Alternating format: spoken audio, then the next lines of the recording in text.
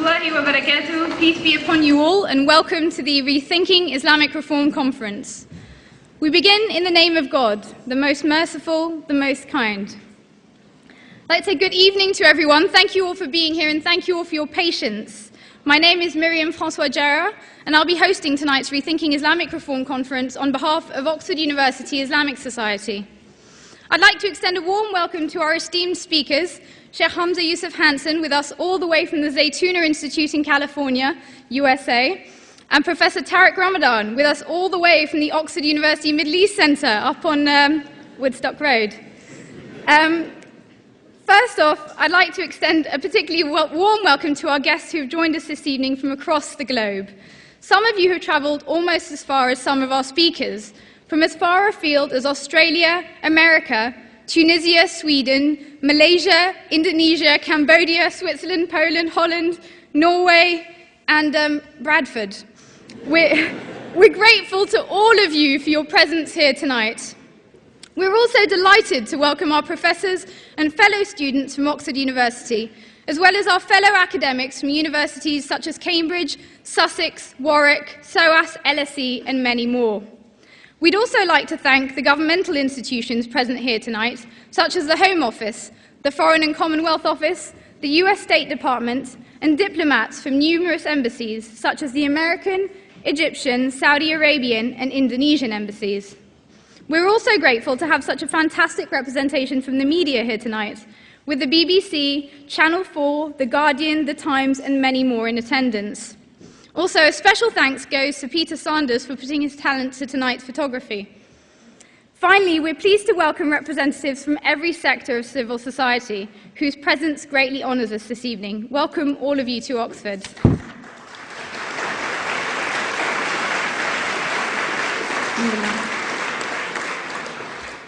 Oxford seems a fitting setting for the hosting of this event. With its age-old traditions, odd customs, and at times perplexing dress codes, it's a place where tradition breeds innovation, where new ideas emerge from 13th century colleges, and where old-fashioned tutorials are regarded as a marker of our educational excellence. Those who come to Oxford realise it's much more than a university. It's a culture which blends its history in respect of its traditions with a conscious and selective appropriation of modernity. Some of the more famous Oxford traditions include the wearing of carnations during exams, or the boat race, or May morning celebrations. My personal favourite is the time ceremony, an ancient tradition whereby students walk backwards around Merton College courtyard when the clocks go back, in order to ensure that mystical time particles, known as chronicles, that's the technical term, don't disrupt the space-time continuum. It is vital for the continued existence of the universe. As Muslims, we're uniquely placed to relate to the ways in which tradition serves to ground, solidify and enhance not only this university but also our faith, and recognise the value of incorporating new understandings and ideas into that body of tradition, as a way not of diluting it but of exalting and enriching it. Tonight's event is hosted in what many describe as the jewel in Oxford's architectural crown. Some of you may have noticed above our heads a 32-panel painted ceiling designed by Sir Christopher Wren. It depicts truth descending upon the arts and sciences and expelling ignorance from the university. Muslims believe that one of God's names is indeed the truth, and so for many of us, the meaning behind this artistic endeavour has a very special resonance. Indeed, in chapter 24 of the Quran, God says, "God is the truth that makes all things manifest." It is under this ideal of making truth manifest that the Sheldonian has hosted countless distinguished speakers and leading thinkers, from the Queen to the Dalai Lama and Mother Teresa. And tonight, we also aspire to expel ignorance, drawing on divine inspiration, as we address one of the most talked about topics of our time, reform in the Islamic tradition. Tonight's event is hosted by Oxford University Islamic Society, one of the largest and most active student societies at the university. I'd thus like to introduce to you our ISOC president, Aminul Islam, who will come and say a few words about our society. So please welcome Aminul Islam.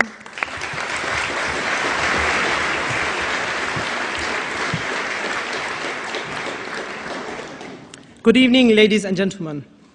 It is an honour, as the president of the Oxford University Islamic Society, to be able to welcome you all here today the most prestigious of venues, for what is most certainly a magnificent occasion. My task here today is to introduce us, your hosts, the Oxford University Islamic Society. I'm meant to explain who we are, what we do, and how we fit into the university at large. But I would like to take an unconventional route, if I may, by first drawing attention to our attire this evening, the so-called sub-fusk, the official academic dress of the University of Oxford. The sub-fusk is an integral part of any Oxford student's life, and we wear it during ceremonies or events of great magnitude. We wear it when we matriculate and are accepted into the university. We wear it when we graduate from the university. We wear it for exams, for official meetings, and sometimes even to dinner. It is the highest level of clothing we can display, and so we wear it today. We wear it to honor this occasion, we wear it to honor our speakers, and we wear it to honor you.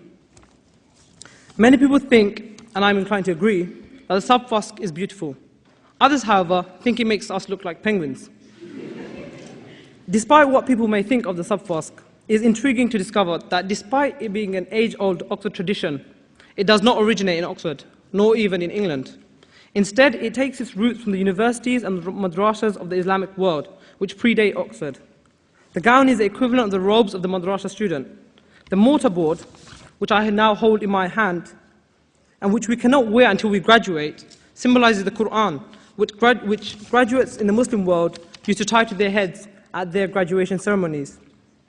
Similarly, whenever we are in sub-fusk, we are to carry the mortarboard, just as students in the Islamic tradition used to continually carry their Qur'ans with them. The right to put it on one's head coming only at the end of one's study, when they are worthy of such an act. So when we wear these clothes dating from ancient traditions, we are aligning ourselves to the shared traditions of Oxford and Islam. Whilst the world changes around us, Oxford remains the same, holding fast to our shared values of truth, creativity, and freedom of thought. Just as sub-fusk does not change, we believe that Oxford and Islam remain unchanging at the center of positive change. Accordingly, we continue to strive to be that positive change. In Hillary term alone, we hosted one of our speakers tonight, Tariq Ramadan, in Oxford's most famous debating chamber, the Oxford Union, to talk about jihad. We also hosted a seminar in polygamy in the home of the world's most prestigious scholarship, Rhodes House, and a workshop on Islamic art in Britain's first museum, the Ashmolean. Is it not then appropriate that today we are holding Rethinking Islamic Reform, the most pressing issue in Islam, here in the Sheldonian Theatre, the most prestigious venue in Oxford? This level of excellence which we strive for is down to the hard work and vision of our members. I would then like to take this opportunity to thank my team for all that they have done for this event and for making all of this possible. I once again welcome you to Oxford, and I hope you enjoy the evening. Thank you very much. Assalamu alaikum.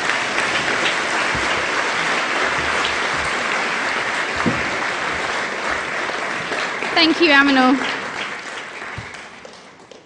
Tonight's speakers are more remarkable than my short introduction of their achievements could possibly convey. But obviously, I'm going to give it a go. Hamza Yusuf is one of the leading Islamic thinkers and speakers in the Western world today. After converting to Islam at the age of 17, Hamza Yusuf studied with some of the most notable scholars in the Arab world for over a decade, receiving a number of teaching licenses in classical Islamic subjects. Following this, he returned to the US to earn degrees in healthcare and religious studies.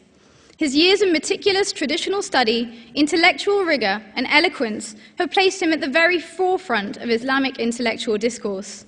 In 1996, Sheikh Hamza co-founded the Zaytuna Institute in California, which has established an international reputation for reviving the study of classical Islamic studies in the West, and has since become America's first ever accredited Muslim college. As one of the most recognized and respected voices, Sheikh Hamza regularly delivers lectures at venues drawing tens and thousands of supporters. He has advised both the White House and the Arab League, and most recently was a guest speaker at Tony Blair's Faith Foundation. We're deeply honored to welcome Sheikh Hamza to the stage.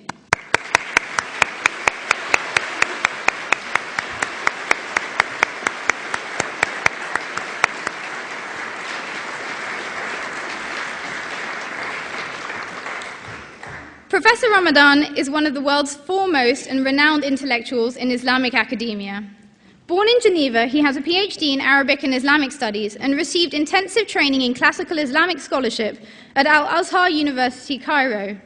A senior research fellow at St. Anthony's College, he was appointed Chair of Contemporary Islamic Studies at Oxford University in 2009.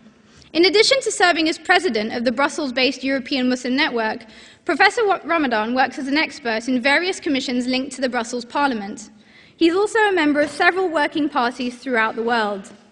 Dubbed a Muslim Martin Luther, he has repeatedly been named as one of the most important contemporary intellectuals of our time, including by the British Prospect and American Foreign Policy magazines.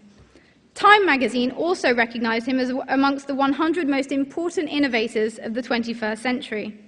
He has advised numerous Western governments, including the American administration, the British government, and recently the French government, and has written more than 20 books. Please join me in welcoming him to the stage.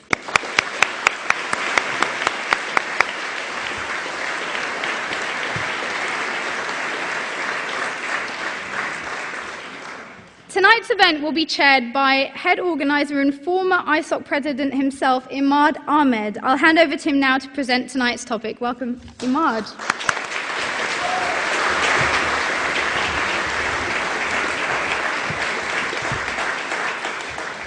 Thank you, Miriam. Actually, Miriam is one of our stars in the Islamic Society. She is our media representative and regularly represents us on many pertinent issues to a variety of media outlets. Most recently, she was on the BBC, she was in the Times, in the Guardian, all incidentally we have represented here in our audience here today. Thank you to Aminal as well. As we can tell from Aminal's speech, he's a person who brings ideas together beautifully. And it is through his vision, his character, energy and leadership that such a project could come into fruition. So thank you, Aminal.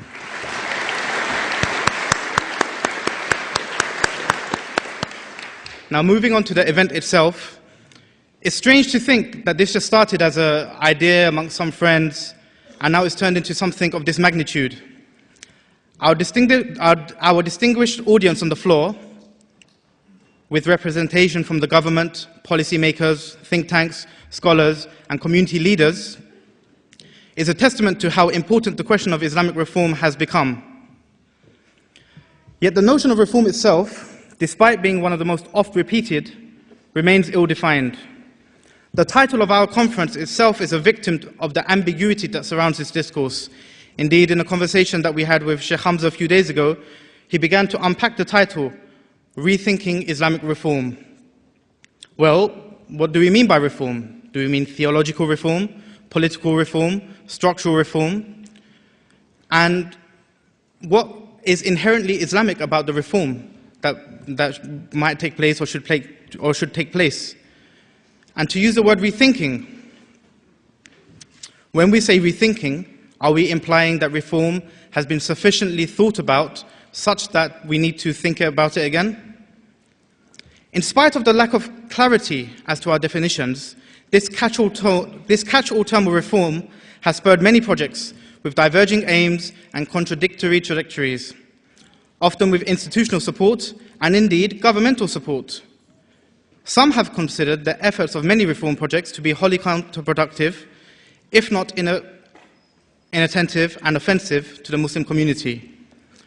Most recently, a House of Commons committee highlighted the sensitivity of the issue, reporting that much of the effort towards reform had been stigmatizing and potentially alienating to the Muslim community that these projects were claiming to serve. In fact, we are pleased to have Dr. Phyllis Starkey, who headed the publication of this government report, here today in our audience.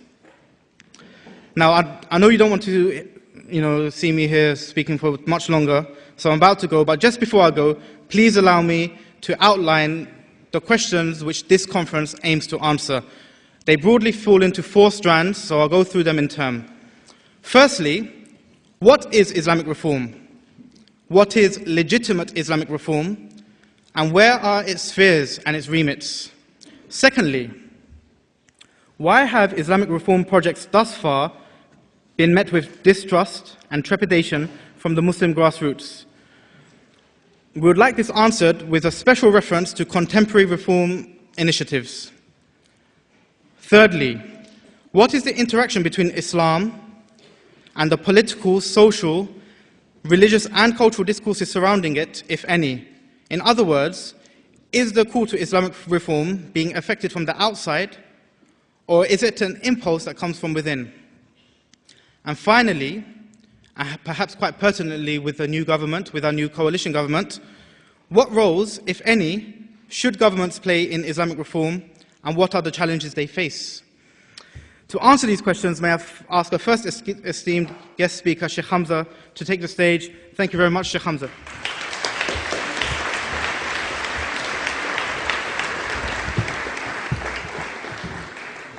Bismillah ar-Rahman ar-Rahim. Allahumma salli wa sallam ala Sayyidina Muhammad wa ala alihi wa sahbihi wa sallam tasliman kathira wa la hawla wa la quwwata illa billah al-ali al-azim. In the name of God, the merciful, the compassionate, and peace and prayers be upon all of the prophets of God and upon our Prophet Muhammad. Alhamdulillah. I'm going to try to address each one of these points that I've been asked to address, but before that, I'd like to preface my remarks by talking about a specific problem that we have when we look at the Islamic tradition, when we look at Islam as a faith, and when we are addressing an audience that contains both peoples from the Islamic faith of various, obviously, types and backgrounds, and then of Western people. In science, you have what are called non-complementary paradigms. And to give an example of that, Newtonian physics is a certain way of viewing the world, and it works at a certain level. But if you attempt to apply Newtonian physics to quantum mechanics, it doesn't work. You have a non-complementary system attempting to address things that are very different and need a different language to describe them and a different theoretical basis to make sense of them. In many ways, the post-industrial, increasingly postmodern Western liberalism is akin to quantum mechanics, and the Islamic tradition is more akin to Newtonian physics. And so when the two of us attempt to talk, we're speaking completely different languages. And it really creates a massive barrier. Let me give you one example.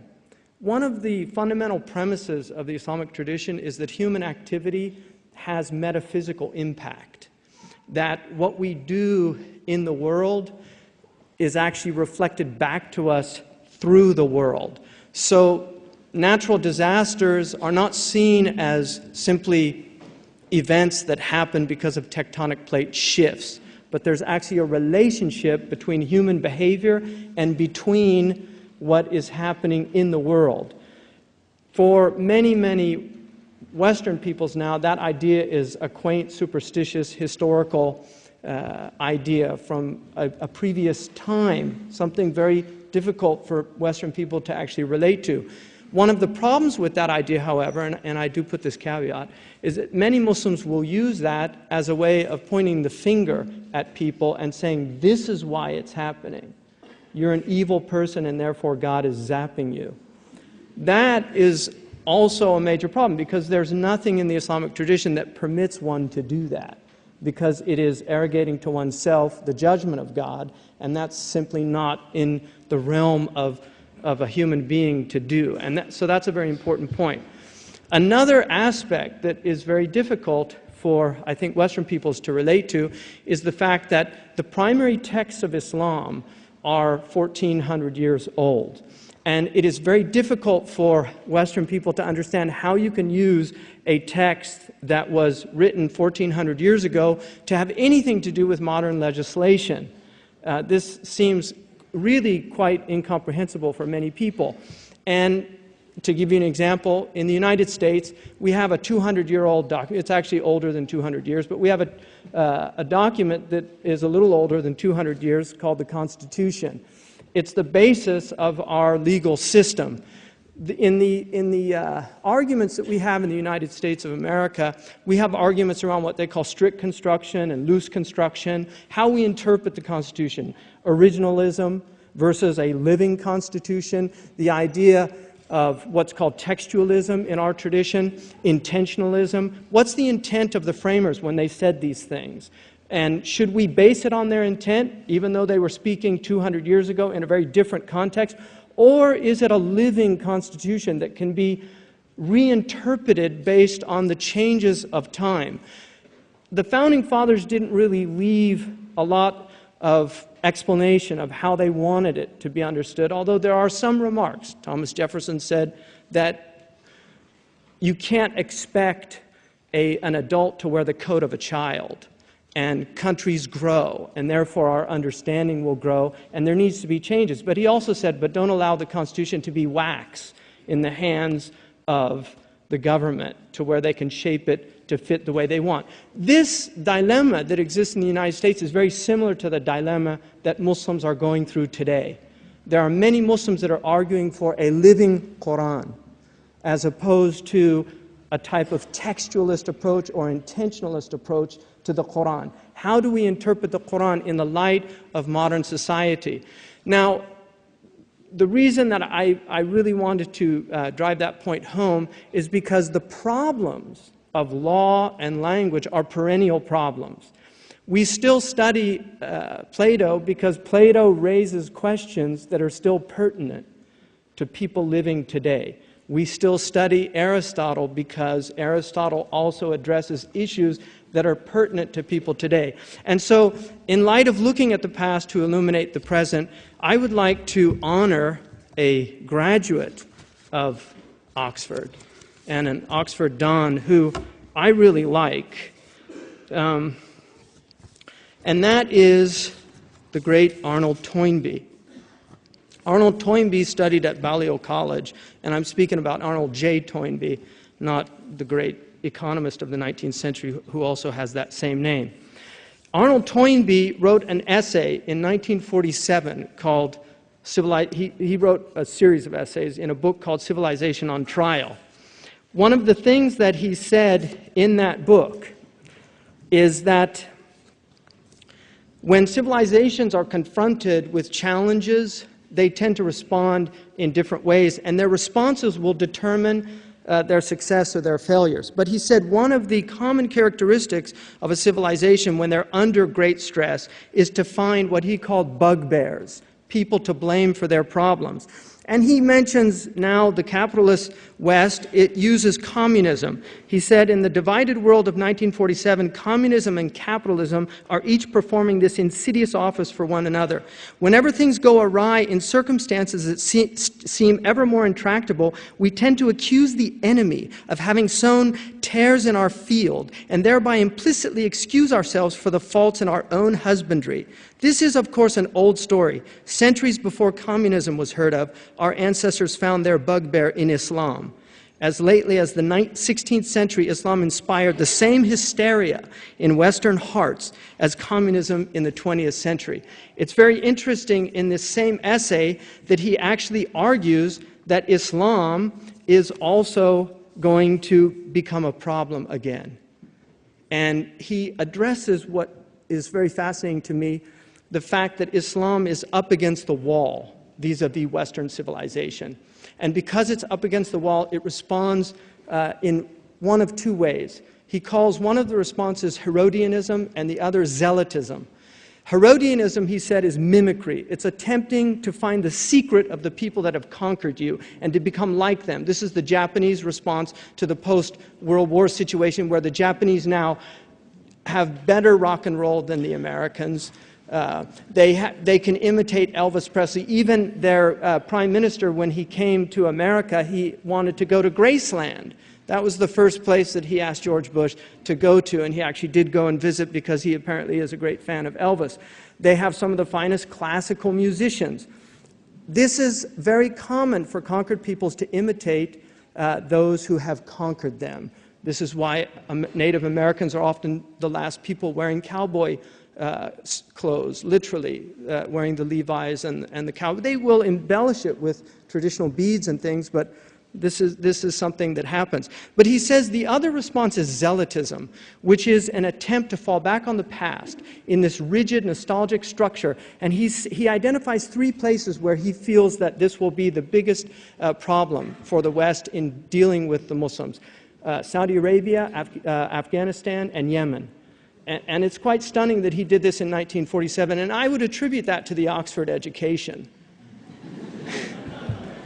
So we're looking forward to such prescient understandings of the future from these young Muslims that are coming out of here. But one of the things that he says is that the problem with Herodianism is that the mimicry is always pale imitation.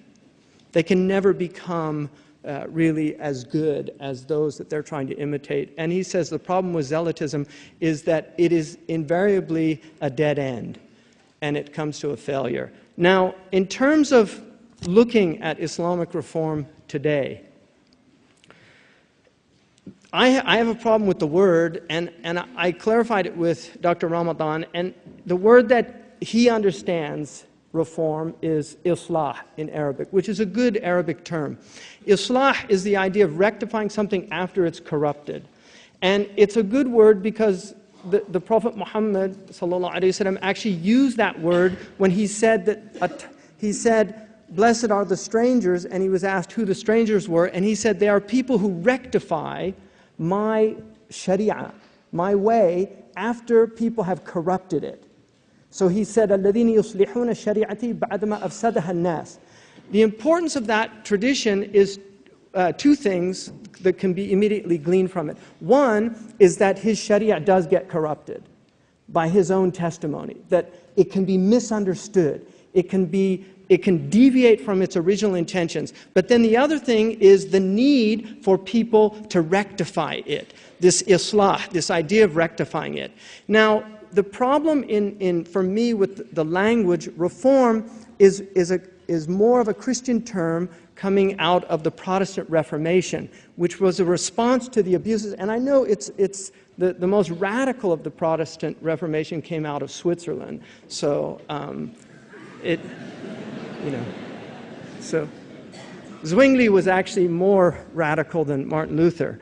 But the end was the banking state of Switzerland, and this is often the danger of reformations, because there's a wonderful statue of Calvin in Geneva, because the bankers loved the fact that the Protestants allowed for usury, whereas the Catholics opposed usury, and now we're living in a world that is economically disintegrating before our eyes because of this hegemonic banking madness that is so out of hand. But the idea of reform, of Islamic reform, is an old idea, and the idea of using a language that comes out of another set of historical problems, for me, is problematic. My own teacher, Sheikh Abdullah bin Bey, when we spoke about this, I asked him, and he speaks French, and he knew he knows the history of the Reformation and the use of the term, and he said that he preferred the word renovation and use that as French, because it's closer to the idea of tajdeed. The idea of reformation, because reformation can be a complete restructuring of something, whereas in the Islamic tradition, the idea is that the house is fundamentally of sound, it's of sound foundation, but it often needs renovating. It needs renovating. Sometimes the faucets aren't working anymore. The water's not flowing. People aren't getting fresh air because the windows can't be opened. So you need people to come in and renovate the house. And this is the idea. Now, this process has been going on for centuries. There's an idea, what's wrong with the Muslims? Why won't they change? If you look at the Muslims today, the Muslims of the 19th century would not recognize the Muslims of today. The radical changes that have occurred in the Muslim world in the last 30 years, let alone the last 100 years, are beyond belief. If you look at Arabic culture, and the fact that MTV, that there is a Muslim version, not a Muslim, but an Arabic version of MTV, which is as racy as the MTV that people experience in the Western Hemisphere.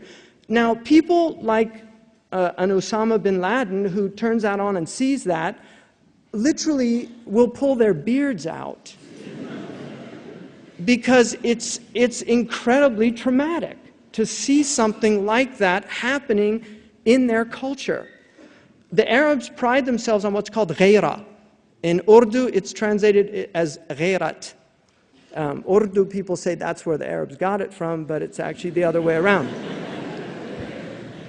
Ghaira is the concept of, it's a type of jealousy. It's the idea of coveting something so much that you're willing to fight for it. And I don't think people in the West can really appreciate anymore the degree to which this virtue in Islamic and Arabic tradition is still upheld. I certainly believe that that was a far more dominant virtue, say, in the 19th century in the West, but it's certainly something, now it's a very much live and let live attitude. And there are reasons for that. 2 world wars in Europe have led to a certain way of looking at the world. The crises that happened in the West because of 180 million people dying. We tend to want the Muslim world to catch up with us. What's wrong with you? Why can't you catch up with us? And yet we don't realize that we have been through, in the West, so much trauma to get to this point that we're at. And the Muslim world had a different set of historical traumas, much of it, in fact, a result of colonialism. So we have very different historical circumstances. Now, in terms of what is legitimate renovation or tajdeed, I would argue that the Islamic tradition is a vast tradition. The Islamic tradition is largely unread. Even people now that are studying in madrasas, studying at Sharia colleges, do not go deeply into this tradition. This is simply a fact. One of the things, I'll give you one example. When I wrote a paper on female prayer, because this was an issue a few years ago, years ago when I was a student in Mauritania, I remembered in a book that Ibn Ayman from the Maliki madhab considered female prayers was permissible in that madhab. And I remember as a 21-year-old student underlying that. I actually went back to the book and found my underlining that statement. When I studied the prayer issue, I was so struck by the fact that not only was it debated early on, but there were multiple opinions. Imam Tabari considered it permissible for women to lead the prayer if they were more qualified than men, to lead men in prayer. Ibn Taymiyyah himself permitted women to lead men in prayer if they were illiterate and she was literate. He just said she should lead from back because she might distract the men if she was leading from the front. Ibn Taymiyyah permitting a woman to lead men in prayer. Right? I mean, this is the tradition. It's all there. People have no idea how many of these issues were already examined, discussed, and incredible erudition and energy went into this. So if you look, I would argue that the Islamic tradition has within itself all of the needs to renovate the house. But it's going to take an immense amount of intellectual energy. It's going to take very, very highly qualified people, which necessitates institutions that can train and produce the types of people that are needed to engage in this activity. Usul al-fiqh is one of the great, which is in essence, it's the philosophy of legislation in the Islamic tradition. Much of the Quran and the Hadith is in fact closer to what we would call constitutional law in the West. It's not statute law. The Prophet ﷺ gives far more constitutional expressions and legal injunctions than he ever gives cut and dry statute law. Do this, don't do that. He leaves things open. There's an immense amount of ambiguity in the hadith. This was known early on. There are very few verses of the Quran and hadith that are considered what is known as qat'iyyat al-dilala, which is where the understanding of the expression is absolute, that we know exactly what it means. It often holds 2, 3, 4, 5, 6 meanings, and you get all of these multiple interpretations. The other thing that's so extraordinary about our early scholars is that they were very well aware of what we would call in the West fallibilism, that they were not dictating God's law in their jurisprudence. They were dictating the mujtahid, or the individual's understanding of God's law. In fact, Ibn Qayyim al-Jawziyya in I'lam al-Muwaqqi'in has a chapter entitled The Prohibition of Calling a Fatwa the Ruling of God. The prohibition of calling a fatwa the ruling of God. The fatwa is a personal opinion of a mujtahid in attempting to understand the intention of a text. Moreover, the fatwa was known and understood to be specific, in many cases, to time and place. This is another aspect of fatwas that are rarely understood, even amongst people that are trained in classical Islamic education. The Hanafi school believes that the place actually affects the ruling, even though the other three schools do not in the Sunni tradition. So if you're in England, there are certain rulings that would be permissible here that might not be permissible in another place. Other scholars argue no. But these are the differences of opinion and the nuances. This is another aspect. The Muslims have always recognized diversity and difference of opinion. But we have what are called thawabit and mutaghayyirat in our Islamic tradition. The thawabit are things that do not change. They cannot be reformed. One of them is our basic understanding of God, our basic understanding of prophecy, our basic understanding of eschatology, of what happens after life. These things are fixed and eternal. They don't change with time and place. God is all-powerful, omniscient. He speaks, and He has no gender, even if we use gender language to express the divine by the limitations of language. But Muslim theologians were always clear there is no gender to God. God is neither male nor female, transcendent. So that aspect cannot change. What changes then? The changes are our understandings. But those understandings have to be based on following rigorous principles. The first and foremost is they have to be within the context of the language in which the revelation was revealed. And this is why, as opposed to living Constitution, the idea that the language and the intent of the framers of the Constitution have no relevance to us today. This is a debate. This is a very important departure for the vast majority of Muslims with certain reformist movements today. The idea that somehow we can reinterpret the Quran in the light of 21st century language. The Quran was written in Arabic of the 7th century. That Arabic was preserved to a degree by which only people who really have studied this tradition understand. It is one of the great human achievements, the preservation of the Arabic language, the exact meanings of every single word that is recorded in the Quran, of all the words that are recorded in the Hadith, and having to prove what those words mean. And on rare occasion, saying we can't ascertain the exact meaning of this word or the multiple possible meanings, like the word ib, which is in Surah Abasa. So the Muslims, jurists, traditionally believed that you could not go outside of the language. You were confined by the language. Now, the other aspect of this, which is very important, is they were always aware of the ambiguous nature of language. The Quran is open to multiple interpretations and multiple meanings and will be until the end of time. Verses can be reinterpreted in the light of new knowledge and have and will continue to be.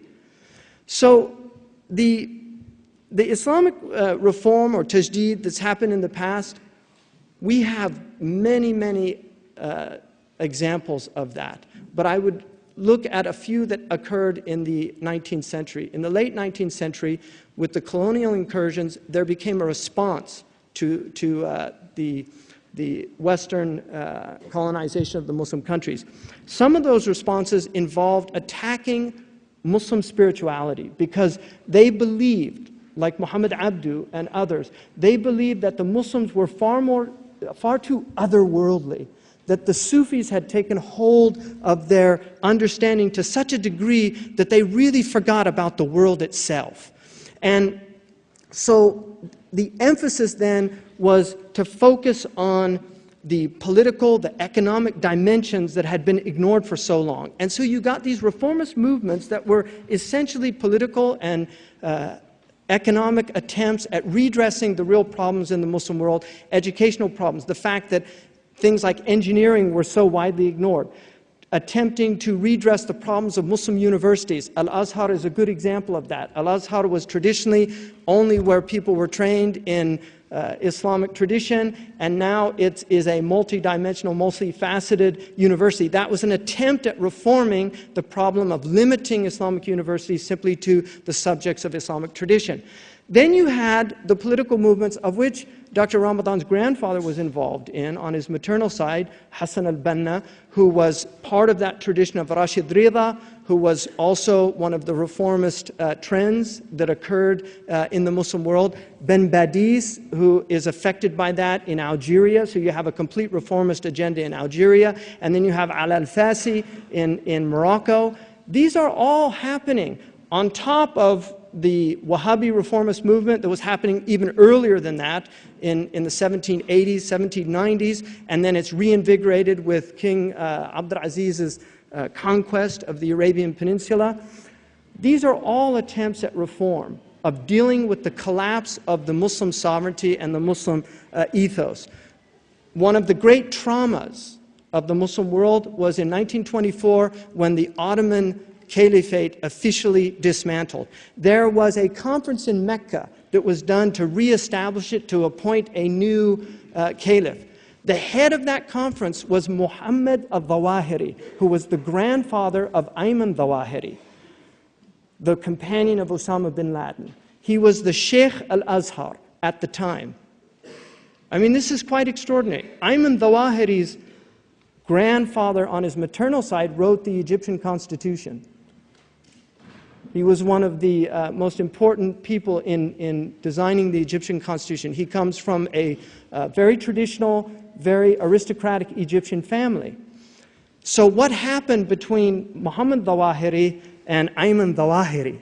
I mean, how did that chasm occur to where you end up responding instead of the famous statement of Muhammad Zawahiri in 1924 after they couldn't elect a caliph in Mecca? He said, let's do the janazah prayer over, which is the funeral prayer of the Muslims, over the nation of Islam. That was Muhammad Zawahiri, his grandfather's response to the inability to elect a caliph. Now, what's happening now as you get this extraordinary postmodern environment that we're in now, where the internet has opened up all of this extraordinary exchange of ideas, and you have many, many Muslims that have migrated to the West, have imbibed Western liberalism, have imbibed many of the concepts of the West. They're struggling. There is a lot of soul-searching going on.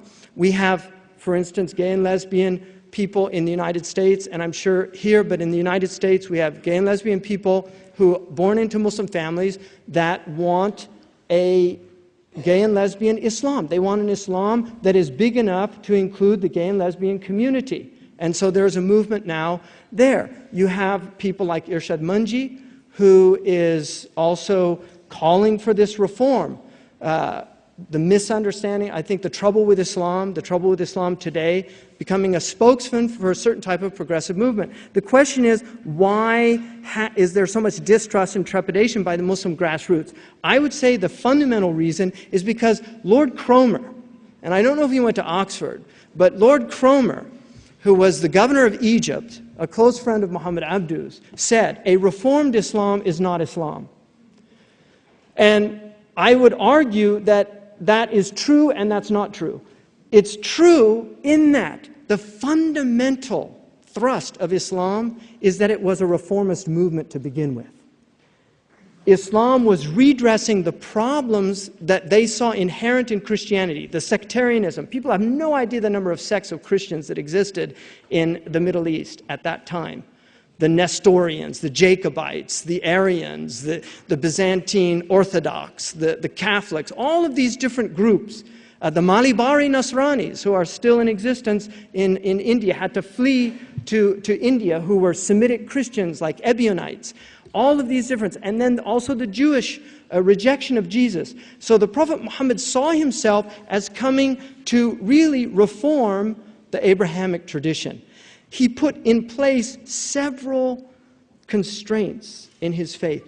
And also in the Quran you will find many verses warning not to change the faith. There are many warnings about this. The Prophet, one of the most fundamental concepts in Muslim consciousness is the idea of bid'ah, is the idea of innovation, of changing the structure of things. And this is why the Muslims are very, very wary of messing with the calibration of this religion. This is why when they see new ideas like this, they tend to react. This is the grassroots of Muslims. This, I do not believe, will change for any time soon. I really don't. I think that you will find, and in the Muslim world, this is particularly acute, far less so here. I think Western Muslims are extremely tolerant of many divergent opinions. Even the spectrum of our understanding is quite broad, and what we allow to go under the umbrella is much broader than in many places in the Muslim world. Not all places, but in many places in the Muslim world. But the Muslims historically have been very tolerant of dissent. Now, there is an argument here about British Islam, and I want to talk about that and then make my closing remarks. There's an argument somehow that the British Muslims need to assimilate. They need to fully become British. And there's this problem with multiculturalism. Multiculturalism is threatening the cohesion of our society. I'm amazed at the idea of cohesion. I'd like to see it, where all this wonderful cohesion is. I think people that are in their 70s in this room can remember how cohesive neighborhoods were 60 years ago, 70 years ago. They're much less so today, and I'm old enough to remember how my neighborhood was and how my neighborhood is today. So we have social fragmentation is a problem everywhere. Now, the argument that America, and I find it extraordinary that Brits will tolerate this from your politicians, the argument of saying, look at America, how cohesive they are. They all pledge allegiance to the flag. You know, they have Thanksgiving. You know, everybody has a National Turkey Day. And, you know, why can't we have a National Pheasant Day? Or maybe that's too upper crusty. Maybe a National Shepherd's Pie Day. You know. So, I mean, what's fascinating to me about this is, first of all, America has always been a multicultural society. We have never been a cohesive society. We have people in America that speak their own forms of English. Really. And British people would say we all speak our own form of English in America. But, you know, look, we have people, I can't understand them. We have a language called Ebonics.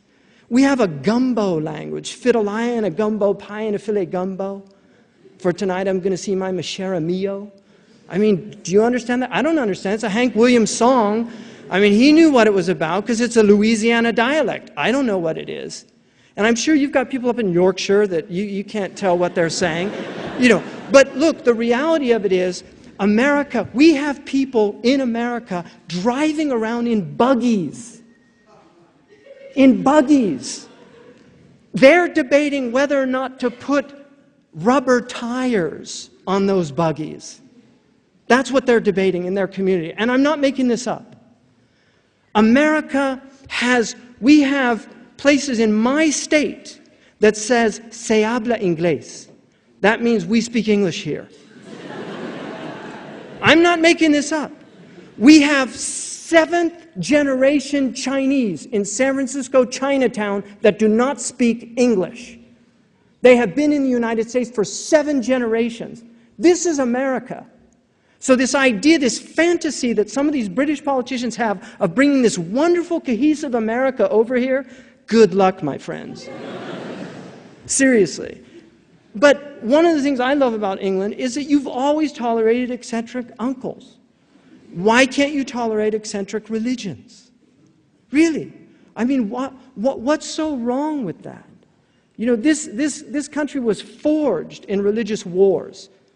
religious and tribal wars to a certain degree. It was forged in that. You learn the lessons of those wars. Britain is one of the most tolerant places in the world. It really is.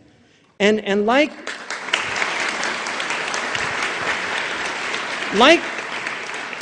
Dorothy Sayers, one of my favorite theologians, she's a mystery writer too, but she was also a good theologian. Dorothy Sayers said, the British people are slow to anger, but when they get angry, they behave like fools. And there's probably a lot of truth in that, but the fact that they are slow to anger, that's one of the most precious virtues in Islamic tradition, hilm, which is the ability to forbear others, to be slow to anger. In terms of what role should governments play in Islamic reform, I mean, I would argue that governments are one of the most important things that Muslim jurists attempted to address was the limits of government.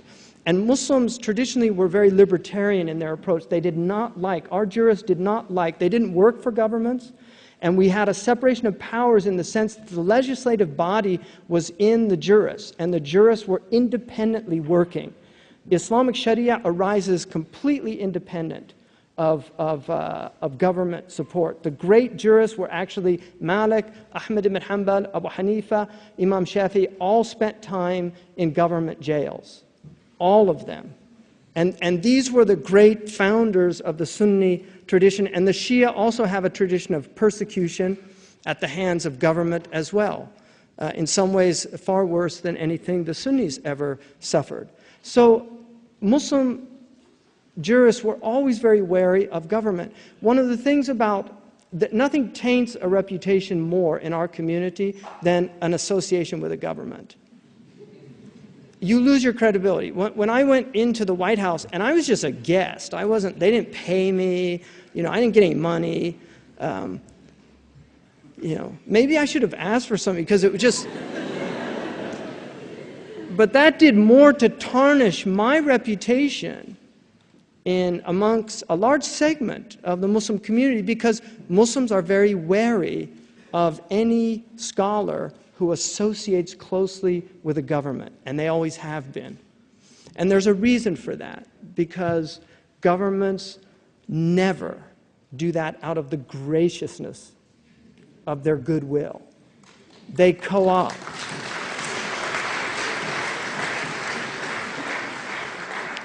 And when George Bush made a reference to "we're not at war with Islam," the CNN camera immediately flashed on me, which made me realize that was pre-planned. So we do have a state press. They called it Pravda in Russia, we call it CNN. But these are the problems that we have to deal with. Now, our Prophet said the worst scholars are those at the doors of rulers, and the best rulers are those at the doors of scholars. My own teacher, Sheikh Abdullah bin Bayya, said the first is restricted, and the second is absolute. What that means in Usuli language is that the first is not an absolute statement, because it's dependent on the intention of the scholar. When the Prophet said the worst scholars are those at the doors of the governments, wanting some personal gain from them. If they go there for the sake of God to advise those governments, then they're not from amongst the worst scholars. This is the type of understanding that needs to translate. Finally, in conclusion, I would argue that some of the most important things that have to take place in the UK and in the United States and really in Europe. We have now 30 million Muslims in Western Europe, according to most statistics. We have probably between 6 to 10 million Muslims in the United States. We have about 3 million Muslims, I think, in Canada, and maybe 2 million in Canada. But we have close to 500,000 in Toronto. They make 10% of the population in Toronto. In Philadelphia, America's first capital, we have 10% Muslims now. In New York City, the Eid the City Council of New York voted to make the Eid holiday a holiday in the city of New York, largely because 12% of Muslim children in the New York City School District are Muslim. 12%. That's the largest city in the United States of America, and 12% of its children in its public school system are Muslim. This is an immense opportunity, but it's also a crisis. And we know that in the Chinese ideogram means both crisis and opportunity.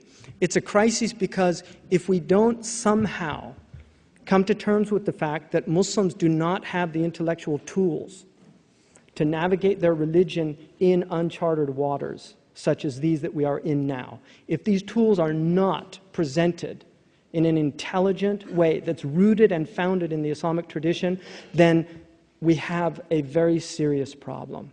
And this problem, right now, we're only seeing slight externalities. And I'll use that term externality, as you know, is a negative externality of a corporation is the toxic byproducts that come out of it. So like BP, the positive thing was drilling the well.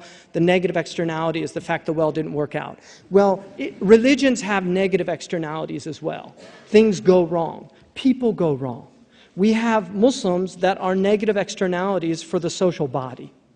Now, people leave it up to BP to deal with the problem, but sometimes the problem is bigger than BP. Sometimes you do need governments to come in.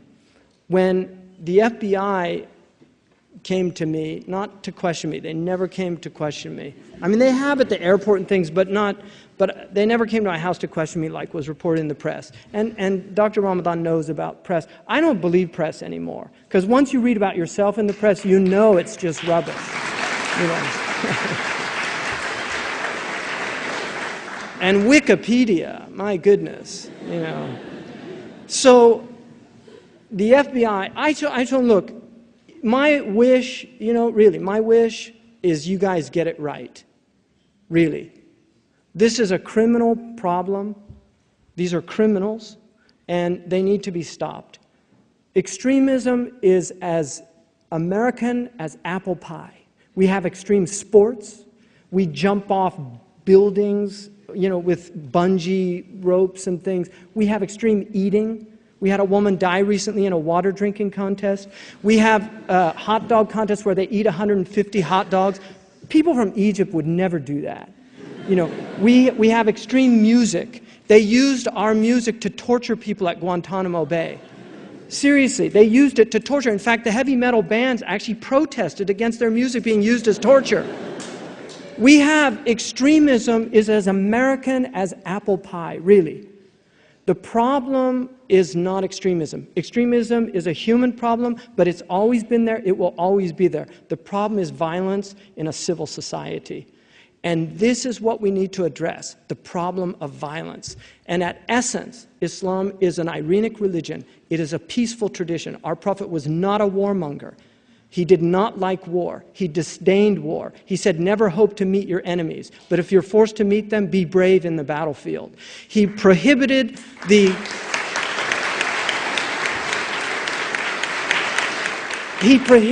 killing of civilians.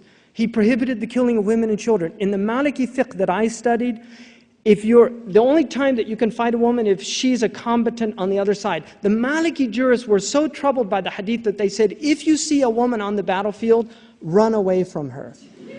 Because they did not want you to fall under that hadith, because it's a mutawatir hadith, it's a factual hadith that has the same strength as a verse in the Quran.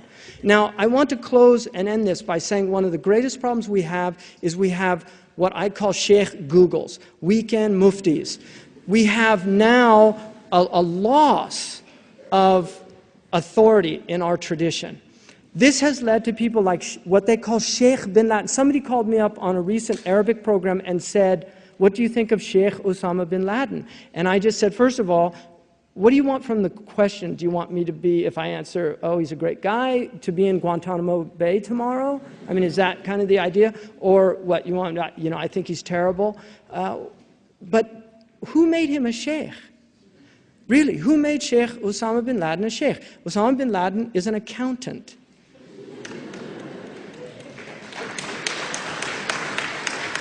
Ayman Zawahiri was a pediatric surgeon. And these people are giving fatwa from caves in Afghanistan telling people to kill people. Now, their fatwa is based on a famous fatwa from Mardin. The fatwa that killed Anwar Sadat is the same fatwa. My sheikh and teacher, Sheikh Abdullah bin Bayya, recently held a conference in Turkey in the city of Mardin, which is where the fatwa was addressing an issue in that city. The fact that the ruler of that city was a Muslim but not applying Islamic law, and he was under the influence of the Mughals who were not Muslim at that time. He was asked, is this an abode of war or an abode of peace? He said, it's neither one or the other. It's a hybrid, because it doesn't have the qualities of the abode of war, it doesn't have the qualities of the abode of peace. And then he said something very interesting. He said, therefore, the believer should be treated in accordance with the fact that he's a believer, and the disbeliever should be fought. يُقَاتِلُ الْخَارِجُ عَنِ الشَّرِيعَةِ بِمَا يَسْتَحِقُّ. The disbeliever should be fought because he's left the Sharia and as he deserves to be. Now, Sheikh Abdullah bin Bayya, when that fatwa was read in Mardin, he said that can't be right, the text. The ulama that were in the audience, some of them, some of the biggest ulama in the Muslim world, all said, Sheikh, don't change the fatwa. It's Sheikh al-Islam's fatwa. We can address the problems of the fatwa, but don't change the text of the fatwa. Sheikh Abdullah bin Bayya insisted. He said, no, something is wrong with that text. It doesn't work in the Arabic language like that. When he got back to Jeddah, he went to another text and found that it did not say that the one who left the Sharia should be fought. It actually said, instead of yuqatilu, it said yu'amalu. He should be treated in accordance with him being a disbeliever. In other words, there are many rules that relate to disbelievers. Then he asked for the oldest copy in the Zahiriya Mektaba in Damascus, and it came back saying, in fact, that he should be treated, not killed or fought. That fatwa was published 100 years ago and has been replicated in countless editions of his fatwas saying that they should be fought. That is the basis of Abdul Salam Faraj's fatwa to kill Anwar Sadat. It was the basis of bin Laden's fatwa to kill the Americans and also to overthrow the House of Saud in Saudi Arabia. It's a misprint. They've based an entire philosophy on a misprint in a text that occurred 100 years ago. This is a crisis in our community, the crisis of authority. Who can read these texts and who can determine what they mean? Thank you very much.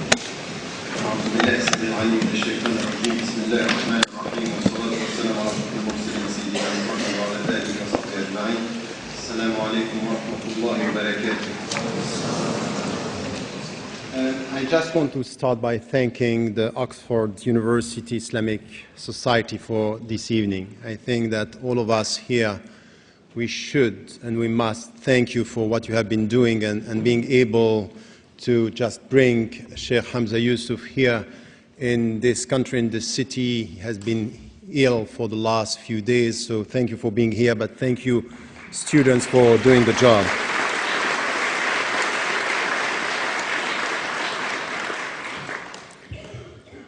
So let me come to this discussion, because I really think that here we are dealing with something which is a very serious issue. And as you will see, we may have some common ideas and disagreements on some of the topics and the issues, but I think that this is where Muslims around the world should come to a deep understanding and to open channels for intra-community discussions that are missing today and not done at the level which is needed.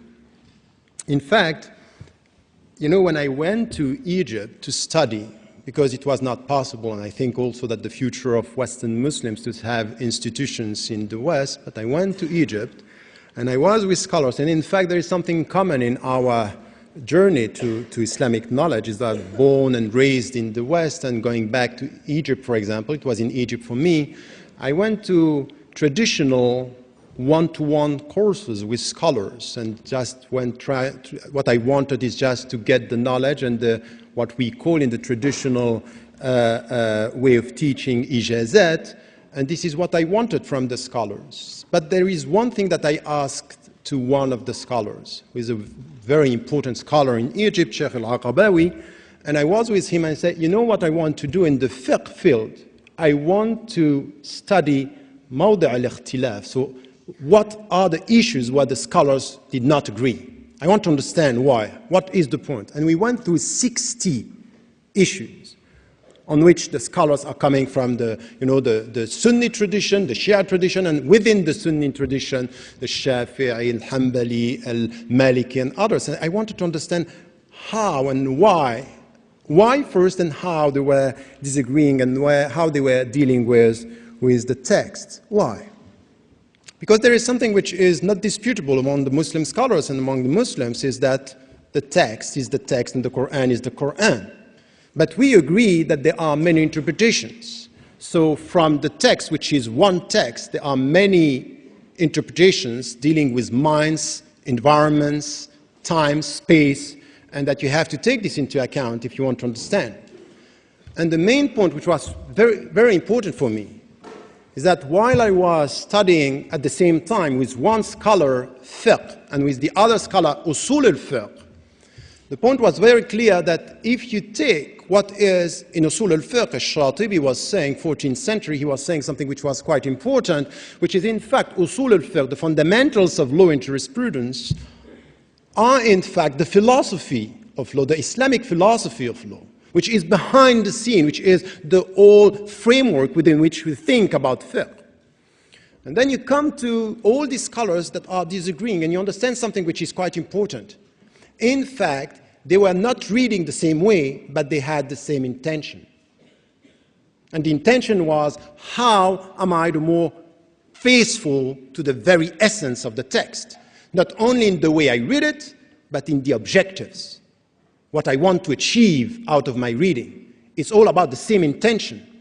So this is something which is important because if now we are speaking about reform, we have to ask ourselves, what are our intentions? Are we trying to be more faithful or still faithful?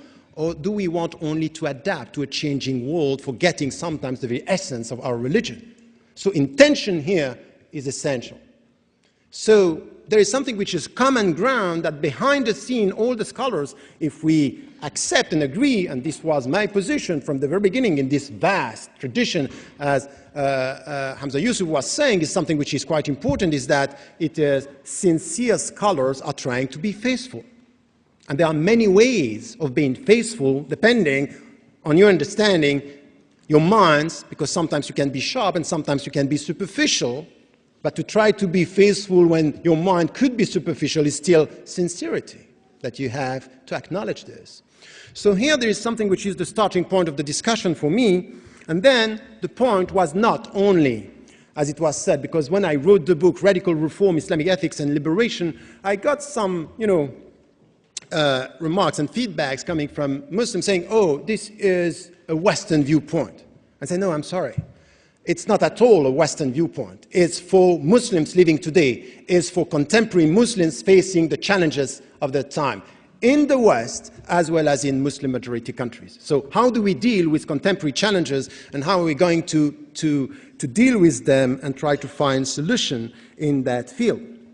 And then this is where you get something which is important. You can spend hours and years and a life studying the scholars and the way they were dealing with the texts and say, okay, at the end of the day, we must say something, which is in the vast Islamic tradition, the scholars agreed not to agree and that there are many interpretations and that's it. There is an accepted diversity in Islam. And then you stop here and you have to deal with literalists, the Salafiyya al-Harfiyya, the literalist Salafi, or the traditionalists that are following a very specific schools of law, or the reformist, or the Sufi, and that's it. But if you want to face up to the challenges of today, you may have to question the methodology. And the methodology is exactly what I went through, because I was focusing on for 20 years, even when I was dealing with contemporary challenges in the West, but not only in Muslim-majority countries, when we speak about, the political system, economic, even spirituality in Muslim-majority countries, because it's not as easy as it appears. And then people are saying it's easier to be a Muslim in Muslim-majority countries. It could be because you are listening to the call of prayers, but deep down, when we speak about spirituality, something which is the essence of life, it's not easy. In our contemporary life, spiritual faithfulness, it's very difficult. It's a challenge, wherever we live, in the West or in Muslim-majority countries.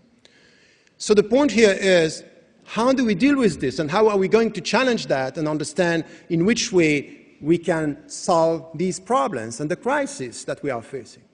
And then I came to something which is an inductive process, from the fiqh field to something which is the fundamentals of fiqh, usul al-fiqh, by saying this is maybe where we have to come back and to come back to the essential.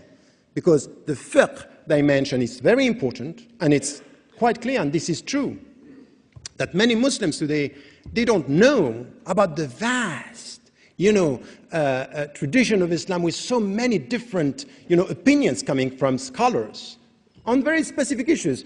Some are dealing with prayers, but about, women, about the way we are dealing with the environment, with culture, with music. There are lots of fatwa, legal opinions, that we are not considering because we don't know. We are not coming back to this. But is this enough? Is it enough to come back to the tradition to say we have so many opinions in specific issues? Is this going to help us to solve the crisis and the problems? My position is inductively to say no, we need more than that. And this is where I was coming with something which I call the radical reform, but not to adapt to the West, but as something which is intrinsic to the Islamic tradition, that we have to come back to the fundamentals and ask ourselves, are we doing the job? Are we facing the challenges? And then more importantly even, my statement here and my position is to say that it may be that if Muslims are coming back to this, there could be a contributive force and a contribution not only for themselves, but to the contemporary world, by asking new questions and being more creative and coming back. So it's not because we are scared we come back to ourselves, but we come to ourselves because it's a necessity, and then we are contributing to the debates that we have on many issues. So let me come to this, because this is where I think we are dealing with the philosophy of law. And this is, for me, to come to the concept of reform. First, because once again, we have to be quite clear, I'm not talking about reforming Islam, because Islam is not to be reformed, and this is something which is, for me, not the right way to put the question and to put the understanding of the framework, is to reform the Muslim minds and the Muslim understandings of the texts. So the point here is reforming, and this is why I may disagree with the concept of renovation only, because I'm not touching Islam, I'm touching the minds, I'm touching the intellects, I'm touching the understandings. This is where we need something. Why? Because in the hadith of the Prophet, peace be upon him, he's speaking about people corrupting. Fasadaha. Who? The man, people. Not religion is not going to be corrupt in itself. So we are talking about reforming the minds and not touching the essence of the religion. And this is something which is quite important, and this is also the concept of Islah as being understood as such. Second thing which is also important, and this is also what was said by Sheikh Hamza Yusuf, and it's important, we are not talking about reforming everything. There are things in Islam that are the essence of this religion, if thawabit are not going to change. And it's even more than the 6 pillars of Iman. Arkan al-Iman, it's more than that. It's even something which is very important when it comes to Bunya al-Islam ala khamsin, meaning the pillars of Islam. We are going to change that. This is not to be changed. This is something to be respected. This is the essence. And then the prohibitions and the duties are not going to change. Now, of course, some are going to be adapted in a question of prioritizing them depending on what is essential and what is secondary. But the prohibitions and the duties and the principles are not going to change. So, min al-thawabit, we are not talking about this, we are talking about al-mutaghayyirat, which are the changeable dimension, and this is something, once again, which is so important in this discussion. So, having in mind that, in fact, what is behind the whole discussion, and this is for me quite important here. When am I talking about reform, and I will come to the terminology because it's essential. You cannot come to this understanding if you don't understand the very essence of some of the Islamic words and concepts. Here there is something which is, for me, the starting point of the discussion. I'm talking about reforming.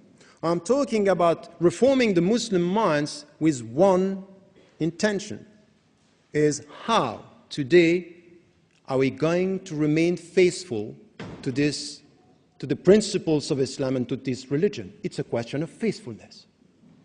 Am I faithful if I'm promoting a status quo? Or am I faithful when I'm pushing the people to rethink their understanding of the text, because times are changing and flying and spaces are also changing and cultures and environments. We have to deal with this. So the point here is the intention. The intention is faithfulness. And this is a very important point. The objective is, am I going to be faithful to the very essence of this religion today? And faithfulness is difficult. Faithfulness means that it's not only faithfulness with your heart, it's faithfulness with your mind, it's with faithfulness with your actions within your societies and individually and collectively in the society as a community. So here, the point for me is really to come to this, and this is why I understand that some Muslims, and even in the West, when, for example, I was talking about reform, say, don't use this word, it's coming from Christianity. I said, look, I understand why you are saying this, and we are just saying this with Sheikh Hamza Yusuf before we were talking here, but there is something for me which is quite important. I can understand that sometimes we don't want concepts coming from outside being imposed onto us. The point is it true with the concept of reform and some of the concepts that we have from the Arabic tradition and from even the ahadith and the Quran, Quranic verses that we have to deal with? Because it's true that sometimes if you think of yourself through the eyes of the others, you are alienated. This is the very meaning of alienation. But I would say that in time of fear, there is a double alienation which is much more dangerous, which you think that you think through the eyes of the other because you are disconnected or you are scared of coming back to the true essence of your religion. So by not knowing yourself, you think that you think through the eyes of the other. So this is double alienation, and it's very dangerous. So let us come back to the very essence of some of the Islamic concepts here. And I'm not only using one to speak about reform, I'm using three. The first one, yes, is Islah, because it's in the verse and it's everywhere in the Quran. And even more than that, there is something which is quite important with the concept of reform, is that you yourself, if you don't care of yourself, if you are unjust with your own body, your own heart, your own mind, you can corrupt yourself. So Islah al-Nafs is something which is an ongoing process of reforming yourself to come to the better, to come back to a sound state, which is a very important point. This is a very important concept here when it comes to Islam, but there is another one which is coming from the prophetic tradition, which is tajdeed, which is to renew. Allah yab'athu li hadhihi al-umma ala ra'si kulli mi'atin sana man yujaddidu laha dinaha, meaning by this that every century we'll have someone or a group of people coming to help this community to renew its religion. And renewal here, it's tajdeed, is something which is important. What does it mean? All the scholars who came or quoted this hadith, this prophetic tradition, were saying, we are not talking about changing the religion, we are talking about renewing your understanding. So, tajdeed al-fahm, which is a new understanding of the text. So the text is not going to change. Your mind is changing because the time is changing, and the environment is changing. Of course, you have you are thinking out of a specific context, and you read the text in a specific way. But this is even the case with any text with your own self. When you are sad, you read the text in another way. When you are full of joy, because the text is talking in another way, because you are reading something else. You are projecting onto the text. But it happens also with intellect. It happens with minds. It happens also because the challenges are new. And there is another one, which is Ihya, which is the one Abu Hamid al-Ghazali was using, Ihya ulum ad-din, which is we have to come back to give a new life and to revival, which is also important. So it's revival of our minds, of our understanding in the sciences. The sciences is the product of the human intellect as to the way we deal with knowledge, the knowledge of the texts. So Ihya, Tajdid, wa Islah.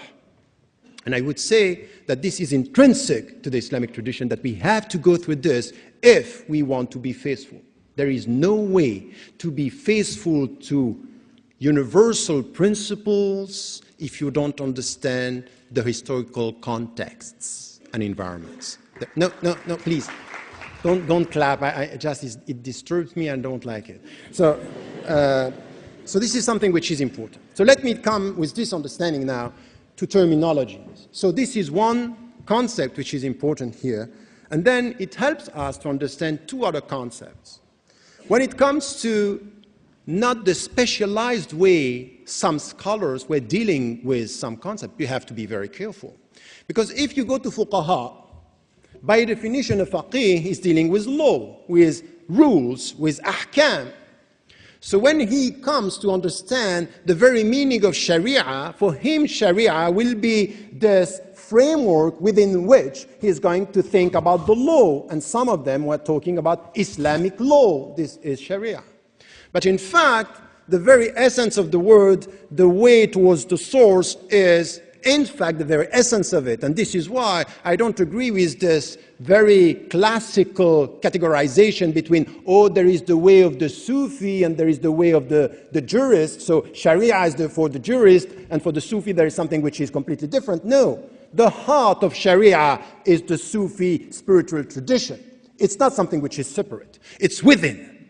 It's within. Why? Because in fact, the very meaning of Sharia is the way towards faithfulness. So you get it now.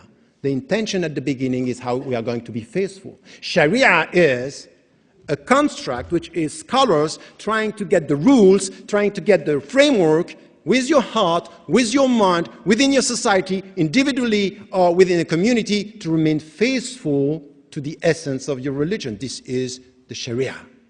So it's the way towards faithfulness. On our way to implement this in our heart, تطبيق الشريعة في قلبك, meaning the Sharia in your heart and in your life and in your family and everywhere, when you try to be faithful to this essence, there is something which you have to struggle, to strive. What is the word that we are using? Jihad. There is no way to be faithful if you are not going towards jihad. And jihad is to strive to do what, in fact? To resist what is bad in you, to resist what is bad around you, to do what? To reform it for the better. So the very meaning of jihad has nothing to do with holy war. It has nothing to do only with the concept of effort. The very meaning of jihad is to resist in order to reform. It's a two-way process. You resist. Al-amr bil-ma'ruf wal-nahy anil munkar, meaning that you have al-munkar, you resist al-munkar, which is the bad thing, and then you try to reform it for the better. So this process is in fact the way you are going to reform yourself. You reform yourself by resisting the bad and going, why I'm coming to this deep understanding? Because there is a connection between the way you deal with yourself and the way you are going to deal with the world and to reform your understanding. So let me, with this, these are three words that I wanted to come back to in order to understand the whole dimension and to answer the questions. So here we are with this, trying to renew our understanding, to look at the text, to try to understand the very essence of the text and the principles in the light of our specific context, and to try to understand how we are going to renew our understanding, because we are around us challenges that are completely new. So sometimes all sound answers to old problems are not sound answers for new problems.